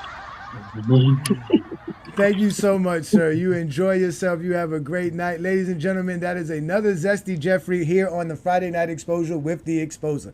They can't help themselves. They have to go ahead and do these things. But ladies and gentlemen, I'm the Exposer. I did a lot of exposure tonight. I expose a lot of things that you guys just don't want to accept, and that's my job. This is what I do best. But also, I show up on a Sunday afternoon where Brandon and I, B. Lee and Ajani, do the Lord's work. We go out here and we are the Clutch Sports Hitmen. We got the GOAT James Kingdom show every Sunday noon Eastern time right here on the GOAT James Kingdom platform. Please make sure you guys check us out. Subscribe to our channel. Hit that like button. Hit the ring notification. Hit the notification for when you see our shows and our videos so that you know when we're dropping content. Also, check out our membership here in GOAT James Kingdom. We do big things for our members. We take care of our members. These guys here understand that we talk the game of basketball. And we also are a platform that is pro content creation. So if you're a content creator, we help you create graphs and memes for your actual content pages that you have and actual platforms. We do that the same for actual videos. All you got to do is check out all the different perks of becoming a member of the GOAT James Kingdom platform, where Brandon and I provide y'all exclusive content and materials. We also got exclusive teas. Again, these are all things that are a part of being a member. You don't have to purchase any of these stuff. You just got to become a member of the channel to be able to have access to these type of perks as becoming a member of the GOAT James Kingdom platform. We do big things. We have contests and we do it all the time. This is what we do best here in GOAT James Kingdom. You also can check us out on our Facebook group, because we also have a Facebook group. We are on TikTok. We're on Facebook, we're on Discord, we're on Twitter, we're on YouTube, IG, we're all over the place. Just type in GOAT James Kingdom. It's not that hard, ladies and gentlemen. His name's LeBron, his last name is James, he's the GOAT of basketball, and this is his kingdom where all of his fans and basketball fans get to talk about the game of basketball. We do it right here on the GOAT James Kingdom platform. Now, obviously, y'all know I am the Exposer. I do what I do best. Y'all also need to check out the Heat Hour this week, because I will be going to the unveiling of the statue for Dwayne Wade and also the game on Monday night. So I will have a show for you predicated on the statue of Dwayne Wade starting on Monday night. Again, I do the Heat Hour. It drops every Monday night right here on the GOAT James Kingdom platform. This has been a great actual opportunity for me to be a fan of what I do, and I love the Miami Heat. So y'all make sure to check out the Heat Hour right here on GOAT James Kingdom, where I talk about my Miami Heat. So y'all know what to do best. Like I said, hit that like button, hit that subscribe button, become a member of the channel, because we do it like none other. Tonight's show, again, ladies and gentlemen, was why are Kobe Bryant fans afraid to put Kobe ahead of Michael Jordan when we all know Kobe Bryant has the actual stature to do such. So ladies and gentlemen, it's been a great show. I've had a wonderful time. Thanks for everybody that's been in the comments. Thanks for all you gentlemen that showed up and did what you did best to represent your takes and what you did, as far as being a fan of the game and what you appreciate as far as loving the game of basketball. We thank you for showing up. If anybody wants to debate me, this is where you do it. It's the Friday Night Exposure with the Exposer. You know how to reach out to us. You can reach us at goatjameskingdom@gmail.com or goatjameskingdomshow@gmail.com. Ladies and gentlemen, this has been a wonderful Friday night evening. You have now been exposed by the Exposer. Peace and blessings. Welcome to GOAT James Kingdom. Welcome. I am Ajani the Exposer, and y'all have now been exposed by the Exposer. I appreciate it.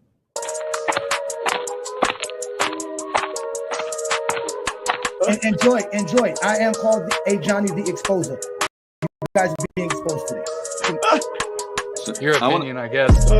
Move on from it. It was the 90s. That's it, bro. Move on from that. You don't know history. You don't know basketball. You just told me I'm stupid.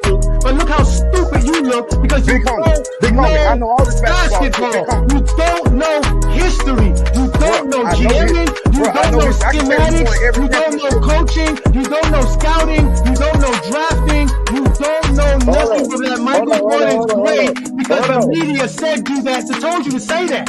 I know about this recording, and you are officially being exposed by the Exposer, and you're going to sit there like a man and take this just like Buddy did 2 weeks ago.